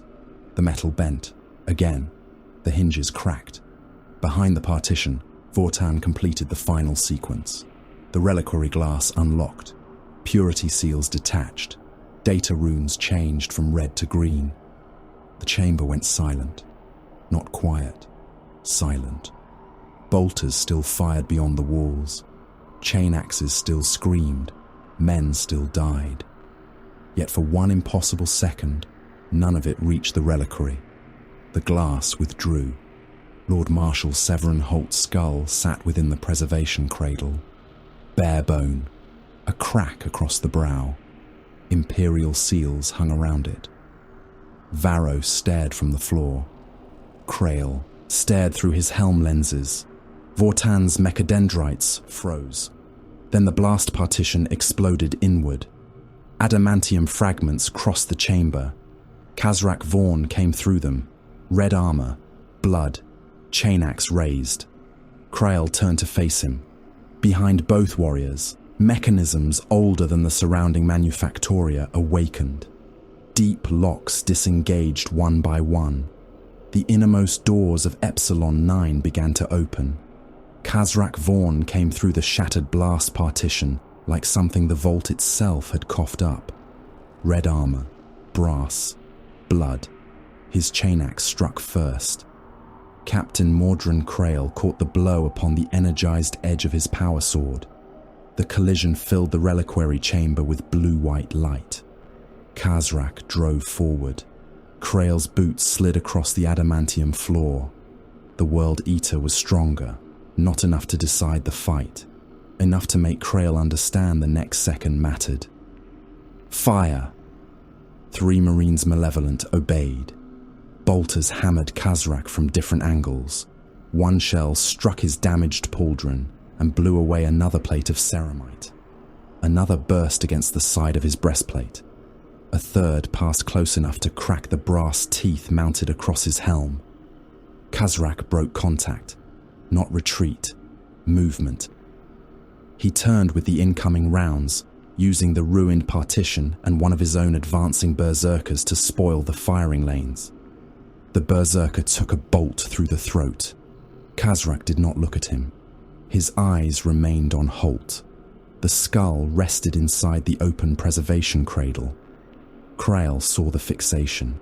He could have met it with another attack, could have driven the blade forward and made the moment into the duel Khazrak had been demanding since the furnace gate. Instead, he kicked the reliquary dais. The Mechanicus pedestal had already been loosened by the impact that destroyed the partition. It moved. At first, only a fraction. Then the preservation platform tore free from its mountings. Holt's skull, still held inside the inner cradle, slid across the polished deck, straight toward the newly opened lower vault. Khazrak froze. The reliquary vanished through the descending doorway. Krail was already moving. Khazrak roared and followed. Neither commander looked back. They went downward for different reasons. One hunted a skull. The other hunted everything beneath it. The architecture changed beneath Epsilon 9. Mechanicus construction ended gradually. At first, the differences were small. Older rivet patterns, thicker walls, support arches no longer decorated with the cog-toothed halo of the machine god. Then the imperial layers became superficial additions upon something older. Aquilus had been carved over stone that did not match any local substrate. Purity seals covered symbols, whose original shapes remained visible beneath centuries of chisel marks. Access conduits had been forced through walls so dense that the Mechanicus had simply abandoned efforts to cut straight passages and routed cabling around them instead. The air grew hotter, not furnace hot, wrong, the kind of heat that entered through armor without appearing on external temperature runes.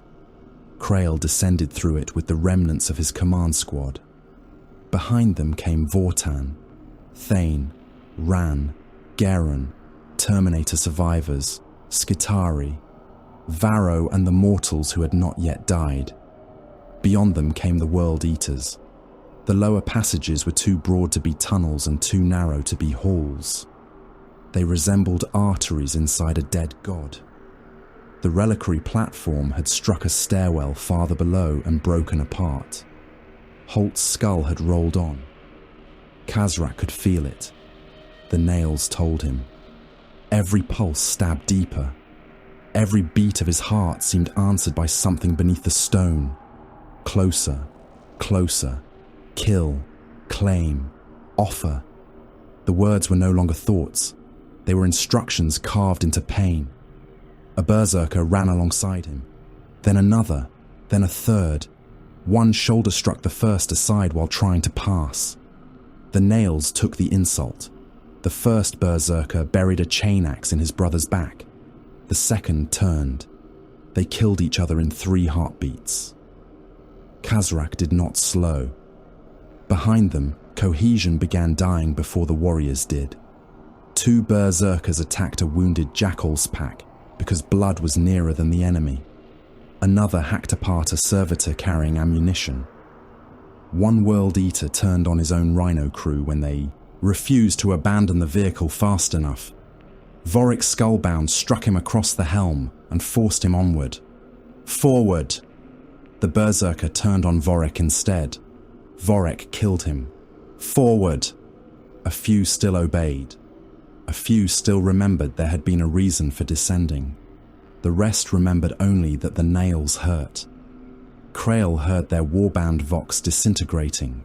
Roars, challenges, weapon impacts, corneta invocations. Then friendly ident runes began vanishing from captured tactical feeds. He understood immediately. Fragment them. Garen looked toward him. How? Contact. Withdraw. Repeat. The lieutenant understood. Small malevolent teams broke away from the main column. They struck from intersecting galleries. A pair of yellow-armored warriors fired into the flank of a berserker pack. One World Eater fell. The rest turned. The Malevolent ran. Not far, just enough. The World Eaters followed. A second team repeated the attack from another passage. More red armor peeled away from Khazrak's advance. The nails did the rest.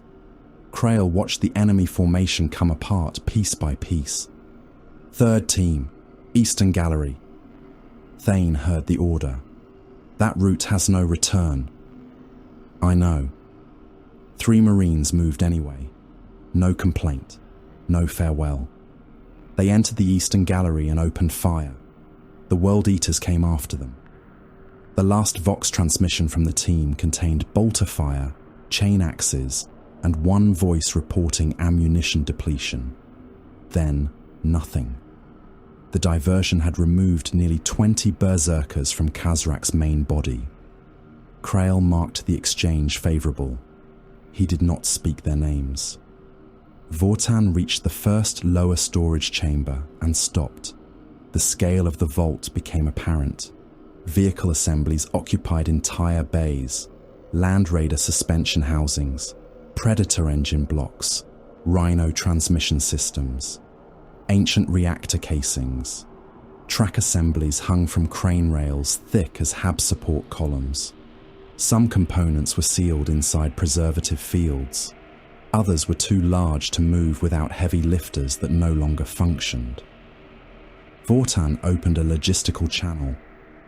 "We cannot extract all of this." Krail did not slow. "Specify." "Current transport capacity insufficient. Heavy vehicle components require industrial crawlers. Most access routes are blocked or compromised. Priority." Vortan began marking items. "Power armor first." Agreed. "Bolt ammunition." Agreed. "Rare weapons." Agreed. "Reactor assemblies compatible with Astartes pattern systems." Agreed. "Gene seed support equipment if present." Highest priority.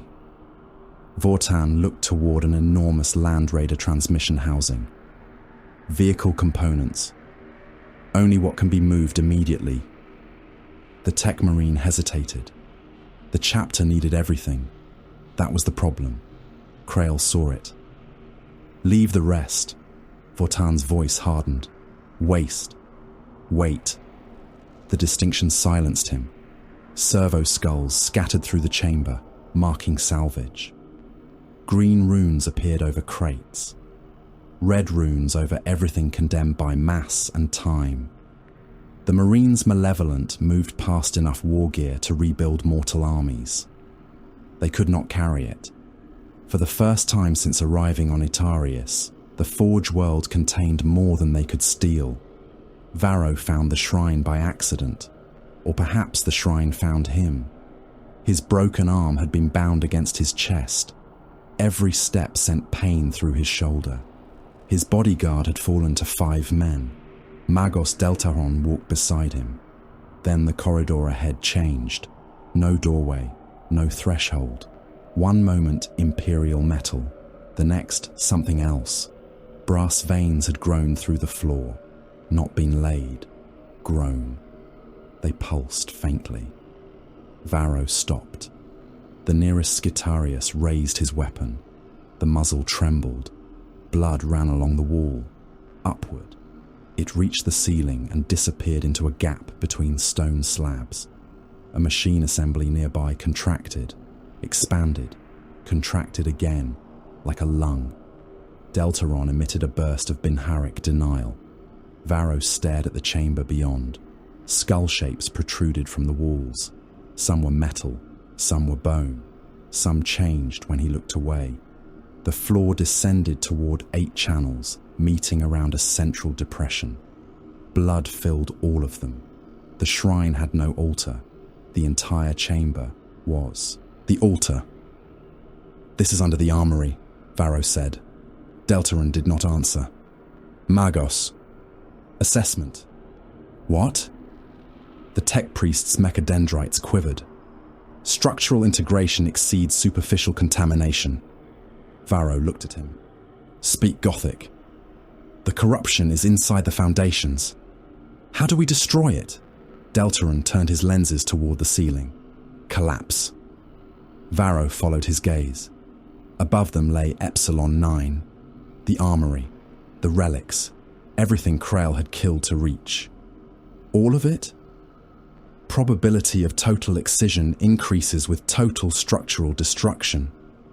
Varro laughed once. There was no humor in it.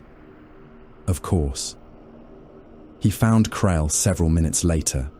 The captain stood inside a storage junction, directing salvage routes, while bolter fire echoed from the passages behind them. Krail. The Marine turned. Varro pointed back toward the shrine. It has grown into the foundations. Krail said nothing. The only way to destroy it may be to collapse the lower vault. No. Varro stared. No. No. You have not even seen it. I do not require sight. It may consume the whole Forge world. Then the Inquisition may eventually order exterminatus. Varro's face went pale with fury. You would let Etariis become a demon world. I would remove usable material before that possibility becomes certainty. You cannot be serious. Krail stepped closer. Etariis can be reconquered. Varro looked around at the armory. And this? These components cannot be reproduced by your surviving industrial base. So you would preserve ammunition and risk a planet? Yes. Varro's mouth opened. Nothing came. Krail looked past him. Until someone condemns the world, it remains Imperial territory. He turned back toward the salvage teams. And my chapter requires ammunition. The shrine heard him. Or something within it did. Every lumen in the lower vault went dark. Then red. Khazrak reached the chamber. The effect upon the World Eaters was immediate. Berserkers staggered as though struck. Some dropped weapons. Others clawed at their helmets. The nails no longer felt implanted. They felt alive. Khazrak fell to one knee. His chain axe struck the floor. For one impossible second, he heard a heartbeat larger than Karak's. Then the pain became strength. Not clean strength. Not gift. Fury compressed until muscles strained beneath armor. His warriors rose around him. A berserker with a broken forearm snapped the damaged limb straight against a wall and charged. Another whose abdomen had been opened by bolt fire simply wrapped a length of chain around his waist and kept moving. Vorek roared. The entire chamber answered. They came back into the malevolent lines like a flood-breaking stone. A Marine fired at a World Eater until the bolter locked empty. The berserker reached him. Chain axe struck breastplate. Once, twice. The third blow opened the armor. The fourth entered the chest. Another World Eater leapt over the corpse and hit a second Marine before he could draw his chainsword. The lines collapsed inward. Krail fired until his bolter counter reached 0. He dropped the weapon. Power sword out. A berserker came at him. Krail took the chain axe on his blade, turned, and drove the sword through the traitor's abdominal seam. The World Eater headbutted him while impaled. Krail's helm cracked. He twisted the blade. The power field burned through organs and spine. The berserker fell. Another arrived before the corpse hit the floor. This was what the World Eaters had wanted from the beginning. No artillery, no distance, no retreat lanes. Armor against armor, blade against blade. The Marines' Malevolent began dying faster. A squad on the western junction fell from 6 warriors to 2. Thane fired his last bolt pistol round into a berserker's mouth grill. The weapon clicked empty. He threw it. The pistol struck the traitor's helm uselessly. Thane drew his combat blade. His broken arm hung rigid in its brace. Come then. The World Eater did.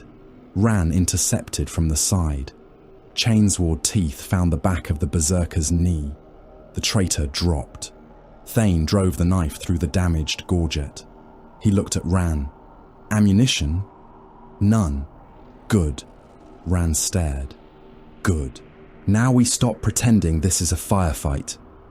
Vortan reached Krail through the collapsing Voxnet.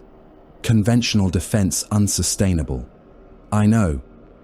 Reactor charges available in lower industrial sectors. Krail parried another strike. Locations. Vortan transmitted them. Krail saw the salvage runes. Several marked sectors had already been stripped. Others still contained priority equipment. Arm only cleared galleries. That reduces blast coverage. Yes. Shrine destruction probability decreases. Then compensate. Vortan understood. Even now, even here, the armory first. Confirmed. Charges armed. Industrial reactor couplings overloaded. Promethium feeds opened. Coolant lines reversed. Machine spirits screamed warnings through dead noospheric channels. Kazarak found Holt's skull near the central descent. The reliquary platform had finally broken apart against a brass growth rising from the floor. The skull had rolled free. It rested in blood. Kazarak stopped. The battle disappeared. The nails disappeared. Everything disappeared except the bone. He reached down. His gauntlet closed around Holt's skull. For one heartbeat he felt peace. Perfect. Impossible. Then he raised it. Khorne. Across the chamber, Vortan triggered the first charge. The lower gallery vanished. Not exploded. Vanished. The blast punched upward through storage decks and transit chambers. World Eaters disappeared beneath collapsing ceilings. Marines Malevolent were buried beside them. Thousands of wounded soldiers, servitors, Skitarii, and forge workers sheltering in connected levels died without ever knowing what had been detonated. The floor beneath Kazarak split. Brass light erupted from the wound. Krail was thrown against a wall. His power sword left his hand. Varro disappeared beneath falling debris. The vault came down around them. And deep beneath Epsilon 9, where 8 rivers of blood met in a place that had never known daylight, the shrine opened its eyes. The blood refused to fall. It hung in the air around Khazrak Vorn in red spheres, each droplet trembling as though caught between gravity and some older command. The vault had become wrong, not ruined, wrong. Brass surfaces glowed without flame. Shadows crawled across walls even when nothing moved before the lumen strips. The outlines of dead warriors stretched in directions that did not correspond to any source of light. A corpse lying beside the fractured shrine cast 3 shadows. One moved after the others stopped. The lower chambers of Epsilon 9 groaned around the wound torn through them by Vortan's charges. From somewhere beyond sight came laughter. Not human, not loud, almost beneath hearing. Kazarak knew it immediately. The warp pressed close. Close enough that the blood upon his armor began steaming. Close enough that shapes moved at the edges of his sight. Horned heads, clawed hands. Red bodies glimpsed between collapsed columns where nothing had stood a heartbeat earlier. Demons, not yet manifested, not truly. Waiting. Kazarak stood beneath the fractured vault roof with Lord Marshal Severin Holt's skull raised in one hand. Blood streamed across his gauntlet. The skull itself was clean. That pleased him. Around him gathered what remained of the brazen maw. Berserkers, 8 bound. Yakols covered in wounds that should have killed them. Vorek skullbound standing with half his executioner's plate torn away. They looked toward the skull. Kazarak felt the nails screaming inside all of them. He lifted Holt higher. Worthy blood. The World Eaters answered with weapons striking armor. Worthy skull. Another roar. The fortress has drunk. They understood. The shrine had been fed. Holt's skull had been claimed. Only one act remained. Karax had to die. Not a district, not a gate. The fortress, the entire Manufactorum citadel, had to become one final offering. Kazarak lowered the skull. Bring it down. Vorek laughed. Everything?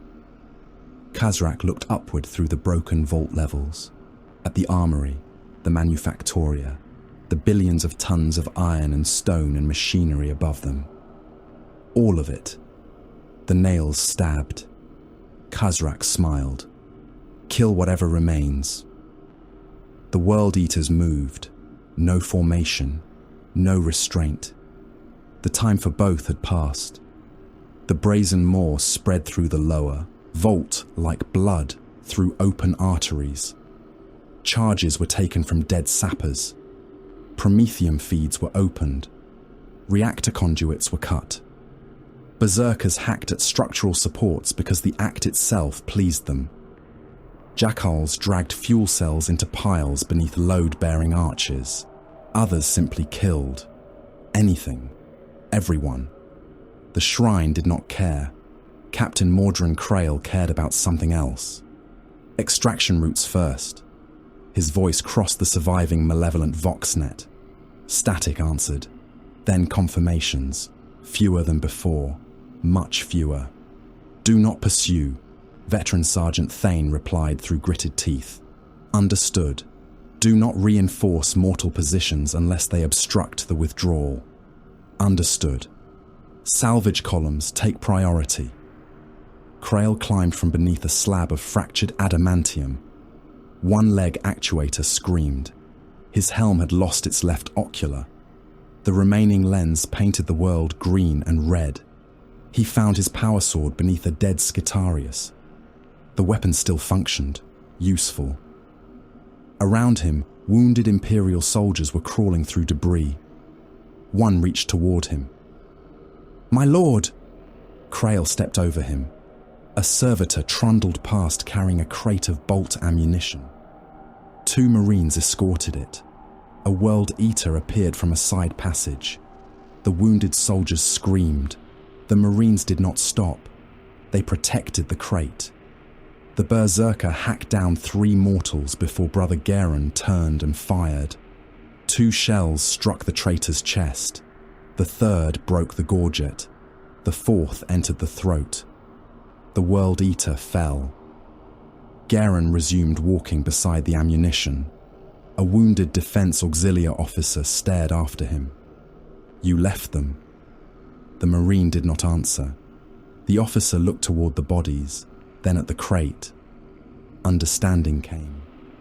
That was why they had been spared, not for themselves, because the traitor had become a threat to the ammunition. Across Epsilon 9, the same madness played out. Marines Malevolent carried armor components through galleries where Imperial wounded begged for extraction. Servo skulls marked relic cases, while World Eaters butchered refugees only meters away. A tech marine dragged a plasma containment unit from a burning shrine, while 2 men died beneath falling masonry beside him. Everything had become obscene. Not because chaos had come, because everyone understood their purpose too clearly. Krail moved toward the central vault. He needed Khazrak dead. Not because the World Eater had challenged him. Not because honor demanded it. Because Khazrak possessed Holt's skull. And Holt's skull was the focus. That made him the target. No more, no less. General Reth Varro crawled through the wreckage beneath a collapsed support arch. His broken arm had gone numb. That worried him more than the pain had. He found his last pistol under a dead body. The weapon's casing was cracked. Power cell at less than half capacity. Still functional. He rose. A World Eater crossed the chamber ahead. Khazrak. Varro recognized him immediately. The skull in his hand confirmed it. Holt. Varro looked around. No Astartes close enough. No clear line to the shrine. No way out. He thought of Holt standing before Epsilon 9. The refusal to kneel. The choice. Varro almost laughed.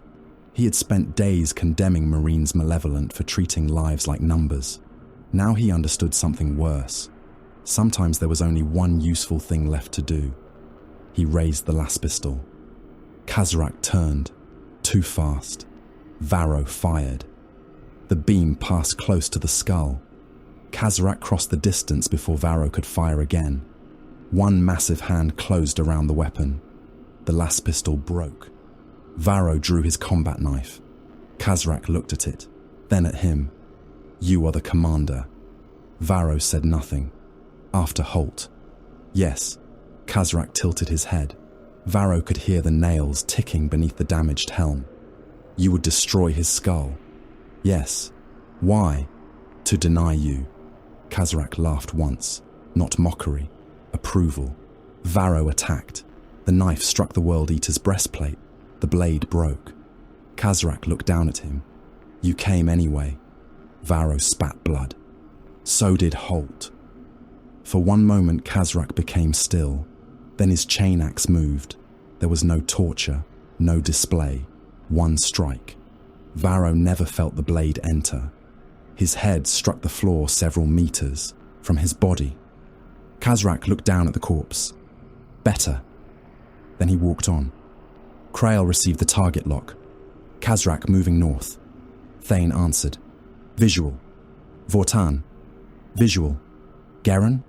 "Visual." Krael looked at the tactical overlay. Good angles, limited cover, no valuable storage racks within the immediate crossfire. Now. Fire. Thane fired first. His bolt pistol had been replaced from a dead brother. The round struck Kazarak's right pauldron. Ceramite broke. Garen's bolter followed. 2 rounds hit the World Eater's torso. One detonated against armor. The other penetrated. Kazarak staggered. Vortan fired plasma. The bolt struck Kazarak's left side. Heat peeled armor from his ribs. The World Eater roared, then ran at them. Not away. At them. Krael moved to intercept. Kazarak fired his bolt pistol while charging. Garen took the round through the abdomen. His armor burst outward. He dropped to one knee. Still fired. Kazarak reached him. The chain axe struck. Garen lost everything above one shoulder. His bolter fell with the severed arm still gripping it. Krael attacked from the side. Power sword met chain axe. The damaged weapons screamed. Kazarak forced him backward. Krael disengaged. Thane fired again. Kazarak turned. That gave Vortan time to strike with his servo arm.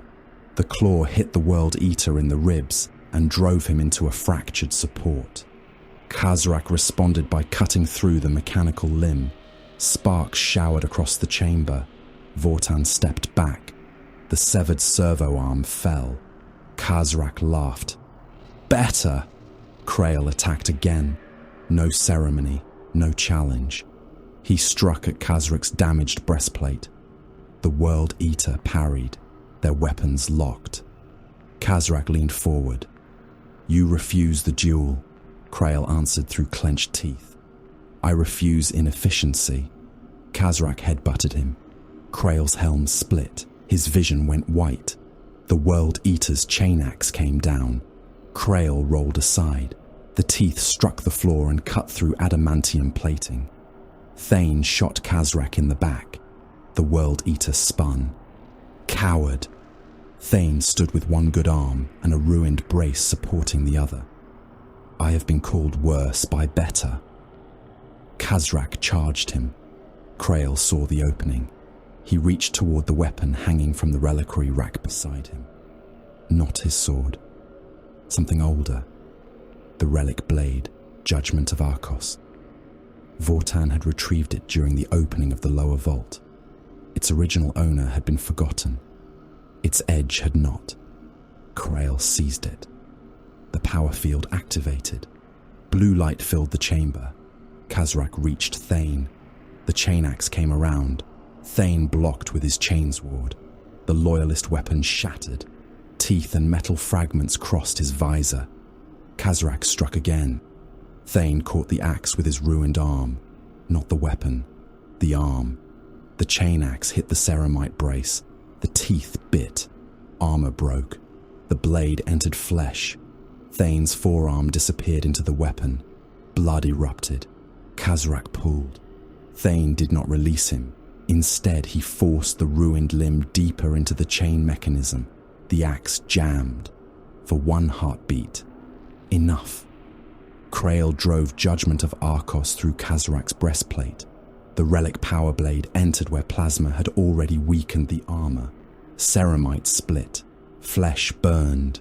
The blade went through one lung, through organs, into the spine. Kazarak convulsed. His free hand struck Krail across the helm. Krail nearly lost the blade. Thane fell away. His severed arm remained tangled in the chain axe. Kazarak looked down at the weapon through his own chest. Blood poured from his respirator. The nails did not stop. They became louder. He tried to move toward Holt's skull. It had fallen during the fight, only a few meters away.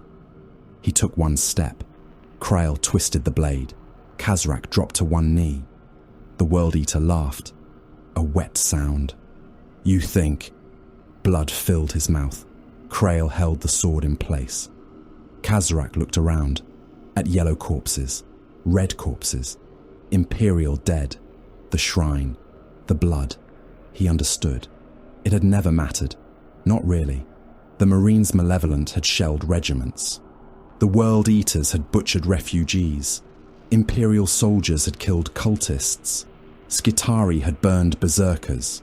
Berserkers had cut down Astartes. Every death had fed the same thing. Every artillery, barrage, every firing line, every calculated sacrifice Krail had made. Blood did not ask why it had been spilled. Khorne did not care.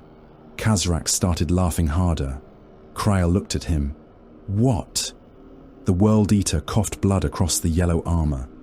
You fed him. Krail said nothing. All of you. Kazarak's gaze moved toward the shrine. The corpse worshippers, toward Thane. The yellow dogs, toward the dead World Eaters. Us. His laughter weakened. All blood, his voice broke. All blood is his. Krail pulled the relic blade free. Kazarak fell. Still his hand moved, toward Holt.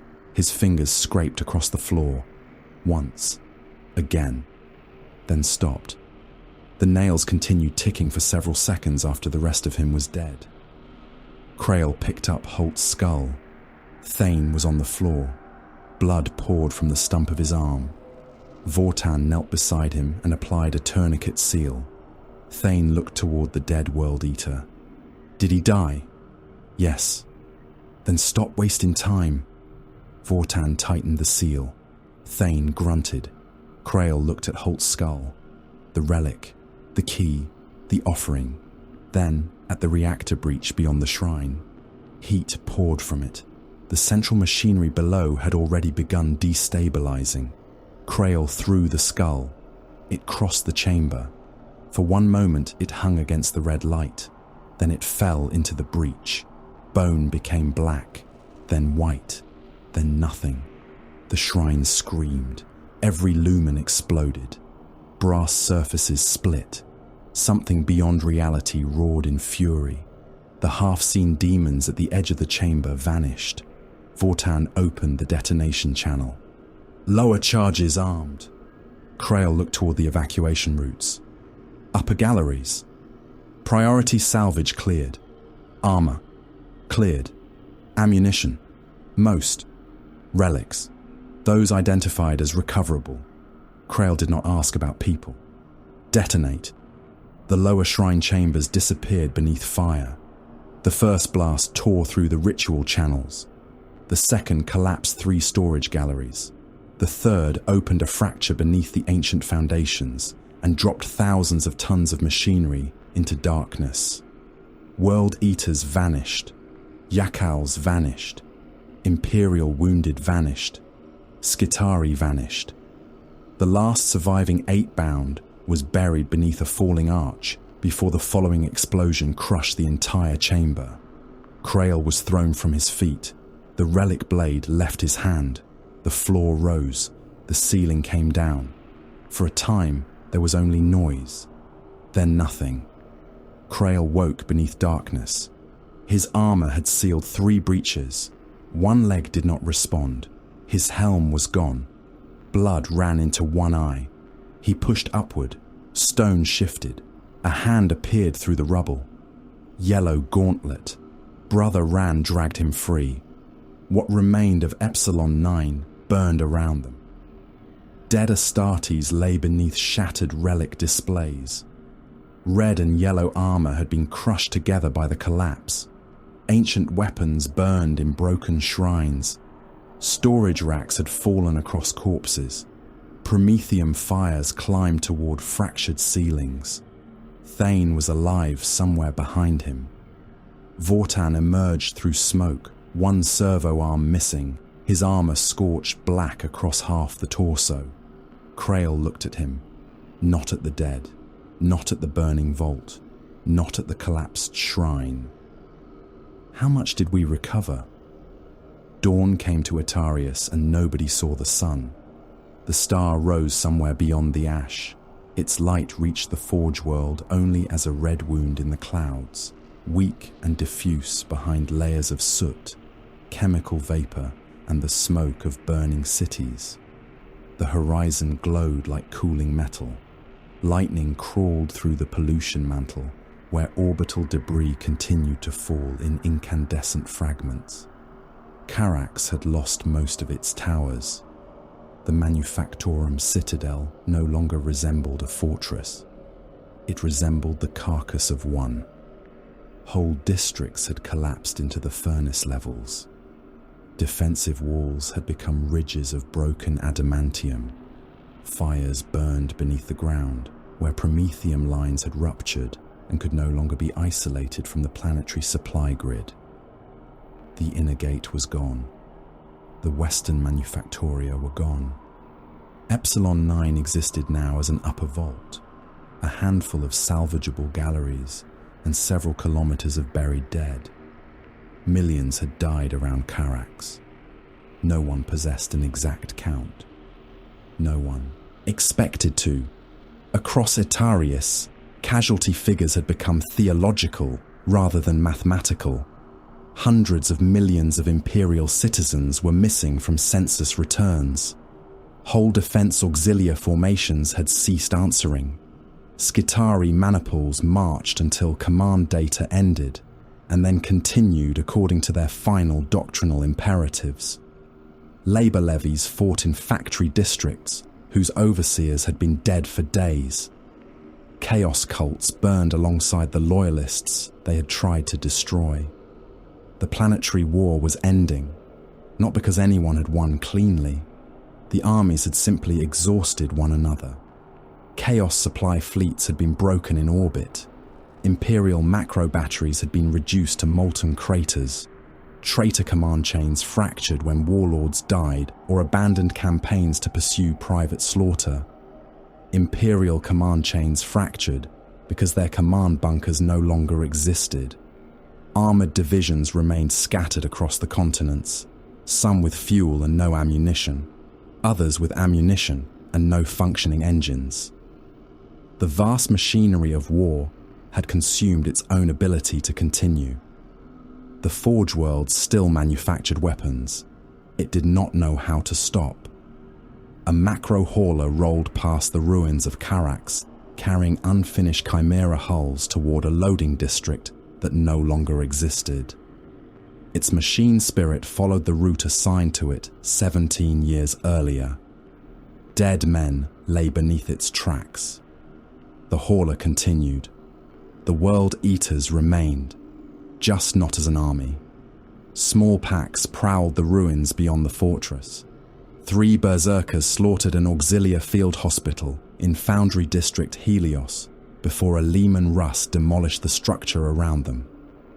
Another group commandeered a damaged Rhino and drove east until the vehicle ran out of fuel.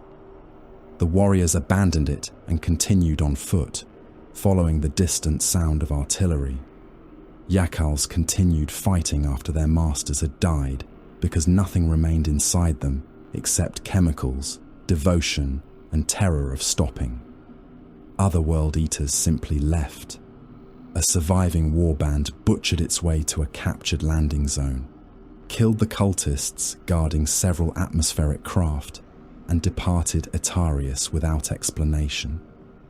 No final orders held them. No Legion command structure compelled them to remain.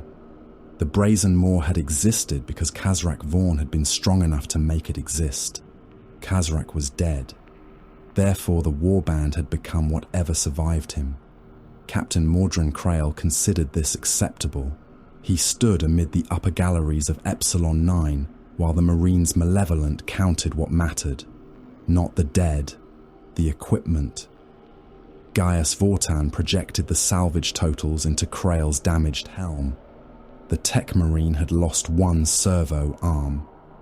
His breastplate was burned black across the right side, and the red of Mars showed through several patches where the yellow overpainting had been scraped away. Recovered bolt ammunition exceeds campaign expenditure. Krail looked toward the crates being moved through the gallery. How far? Current accounting indicates a positive balance. Specific. Still incomplete. Then complete it. Vortan inclined his head. Power armor salvage exceeds initial estimate. 9 complete suits remain recoverable. Components sufficient to repair approximately twice that number, depending upon compatibility and machine spirit response. Krail's gaze moved across the work area. A Marine Malevolent stood bareheaded while artificer-grade ceramite was being bolted across the hole in his breastplate. The replacement plate had belonged to nobody in the chapter. It had remained sealed inside Epsilon 9 for centuries. Now it had a purpose. Another Marine sat against an ammunition crate while a servitor removed his ruined greave. The limb beneath was intact. The armor was not. Vortan had already assigned a replacement. No prayer had preceded the fitting. No ceremony accompanied it. The plate worked. That was sacred enough. Relics? Krail asked. 6 recovered intact. 4 more damaged but salvageable.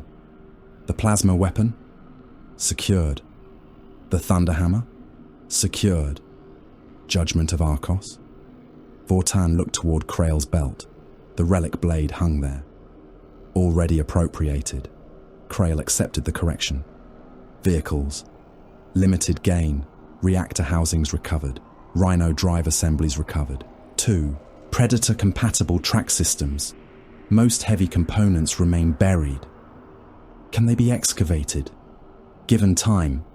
How much? Days. No. Vortan did not argue. Outside the vault, the dead were being stripped. Marines' Malevolent apothecaries moved among yellow-armoured corpses with reductor instruments. Progenoid glands came first. Gene seed, the chapter's future. A dead brother could be forgotten. His gene seed could not. Armour followed. Weapons. Ammunition. Targeting optics. Power cells. Replacement cabling. A Marine's corpse gradually became less a fallen warrior than a collection of resources being returned to service. Brother Geron's ruined armour had already been opened. His surviving bolt magazines went to Brother Ran. 1 vambrace went to another squad. A functioning ocular auspex was removed from his shattered helm. His chainsword had broken. The motor still worked. Vortan marked it for parts. Nobody spoke a eulogy. The chapter had no shortage of hatred. It could not afford sentiment.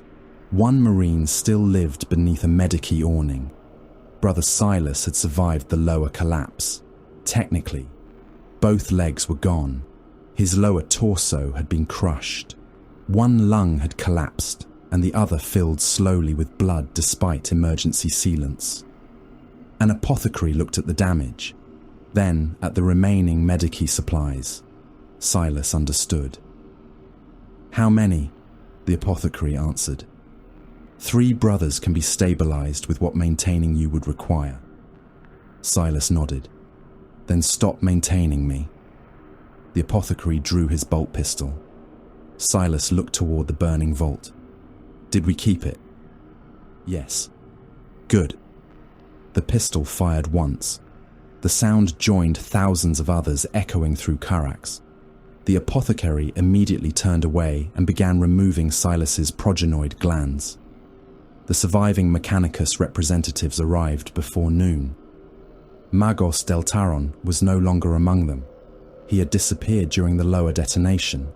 His replacement was Magos Exactor Polix Var, a thin-robed figure whose augmetic body moved upon 6 articulated limbs. Behind him came Skitari. Not enough. The Magos presented data, ownership seals, treaties, acquisition writs, forge charters, custodial decrees dating back centuries.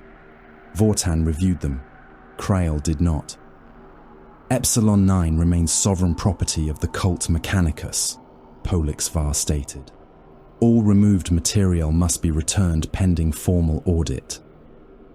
Krail stood beside a Thunderhawk loading zone.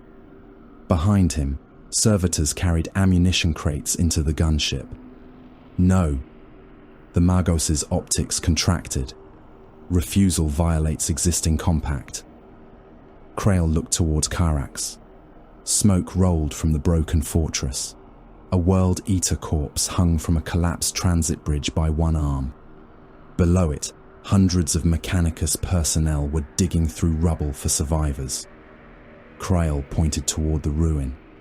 Where was your compact when they entered the vault? The legality of custodianship is not dependent upon temporary battlefield control. Then retrieve your property. Polix Var emitted a burst of Binharic irritation. You are removing it. Yes. Under protest. Yes. Formal censure will be transmitted. Transmit it. The Magos moved closer. These relics were entrusted to Etariis. And Etariis failed. The forge survived. Parts of it. The distinction is immaterial. Krail looked down at the machine priest. No, the distinction is everything. Another Thunderhawk settled behind them. Its ramp lowered. Servitors moved immediately. Crates entered. Power armor racks followed. Polix Var's mechadendrites twitched. I order cessation of loading. No one stopped. The Magos looked toward the Marines' Malevolent surrounding the landing zone. Weapons remained lowered. That made the threat worse. Krail gestured toward a row of recovered ammunition. Prevent us. The Magos calculated. It did not take long.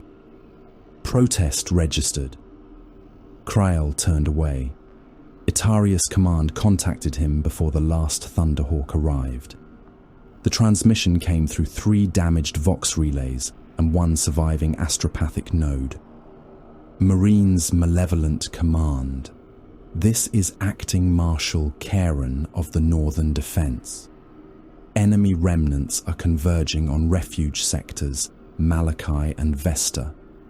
We have approximately 3 million civilians trapped behind the collapsed arterial lines.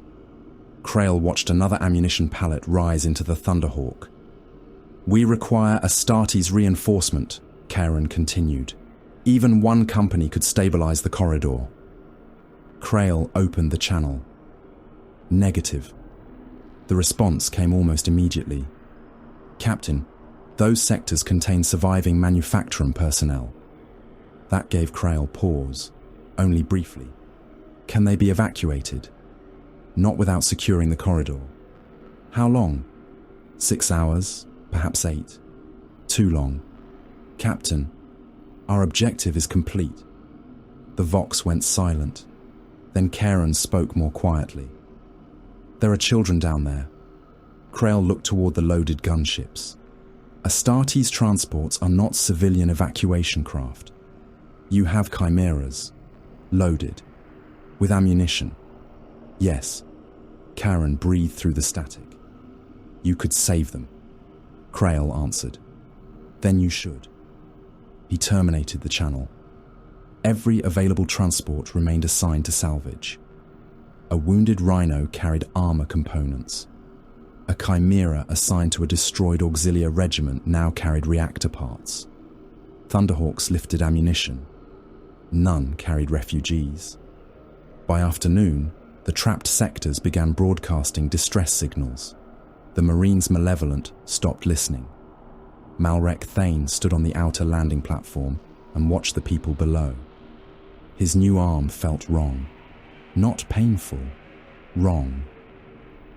Vortan had replaced what Khazrak destroyed using components taken from Epsilon 9. The artificial limb was encased in yellow ceramite that did not perfectly match the rest of Thane's armor. Its motive bundles responded a fraction too sharply to his impulses. He opened and closed the gauntlet. Functional. That was enough. Below him, survivors gathered. Thousands. Soldiers, forge workers, Skitarii, Medici staff, labourers with soot-black faces. Nobody cheered. Thane remembered worlds where populations had screamed praise at the sight of space marines. He preferred this. The people of Carax looked at the Marines' Malevolent with hatred. A worker spat onto the ground as Thane passed. An auxiliary sergeant turned his back. Several wounded soldiers simply stared. Brother Ran approached beside him. They hate us. Thane looked over the crowd. Good. Ran glanced toward him. They survived enough to hate. Thane flexed the replacement fingers again. Weak men beg. The engines of the nearest Thunderhawk began whining. Strong men remember. Ran considered that. And what do they do with the memory? Thane looked toward the burning city. If they are useful, they learn. Vortan approached Krail before departure.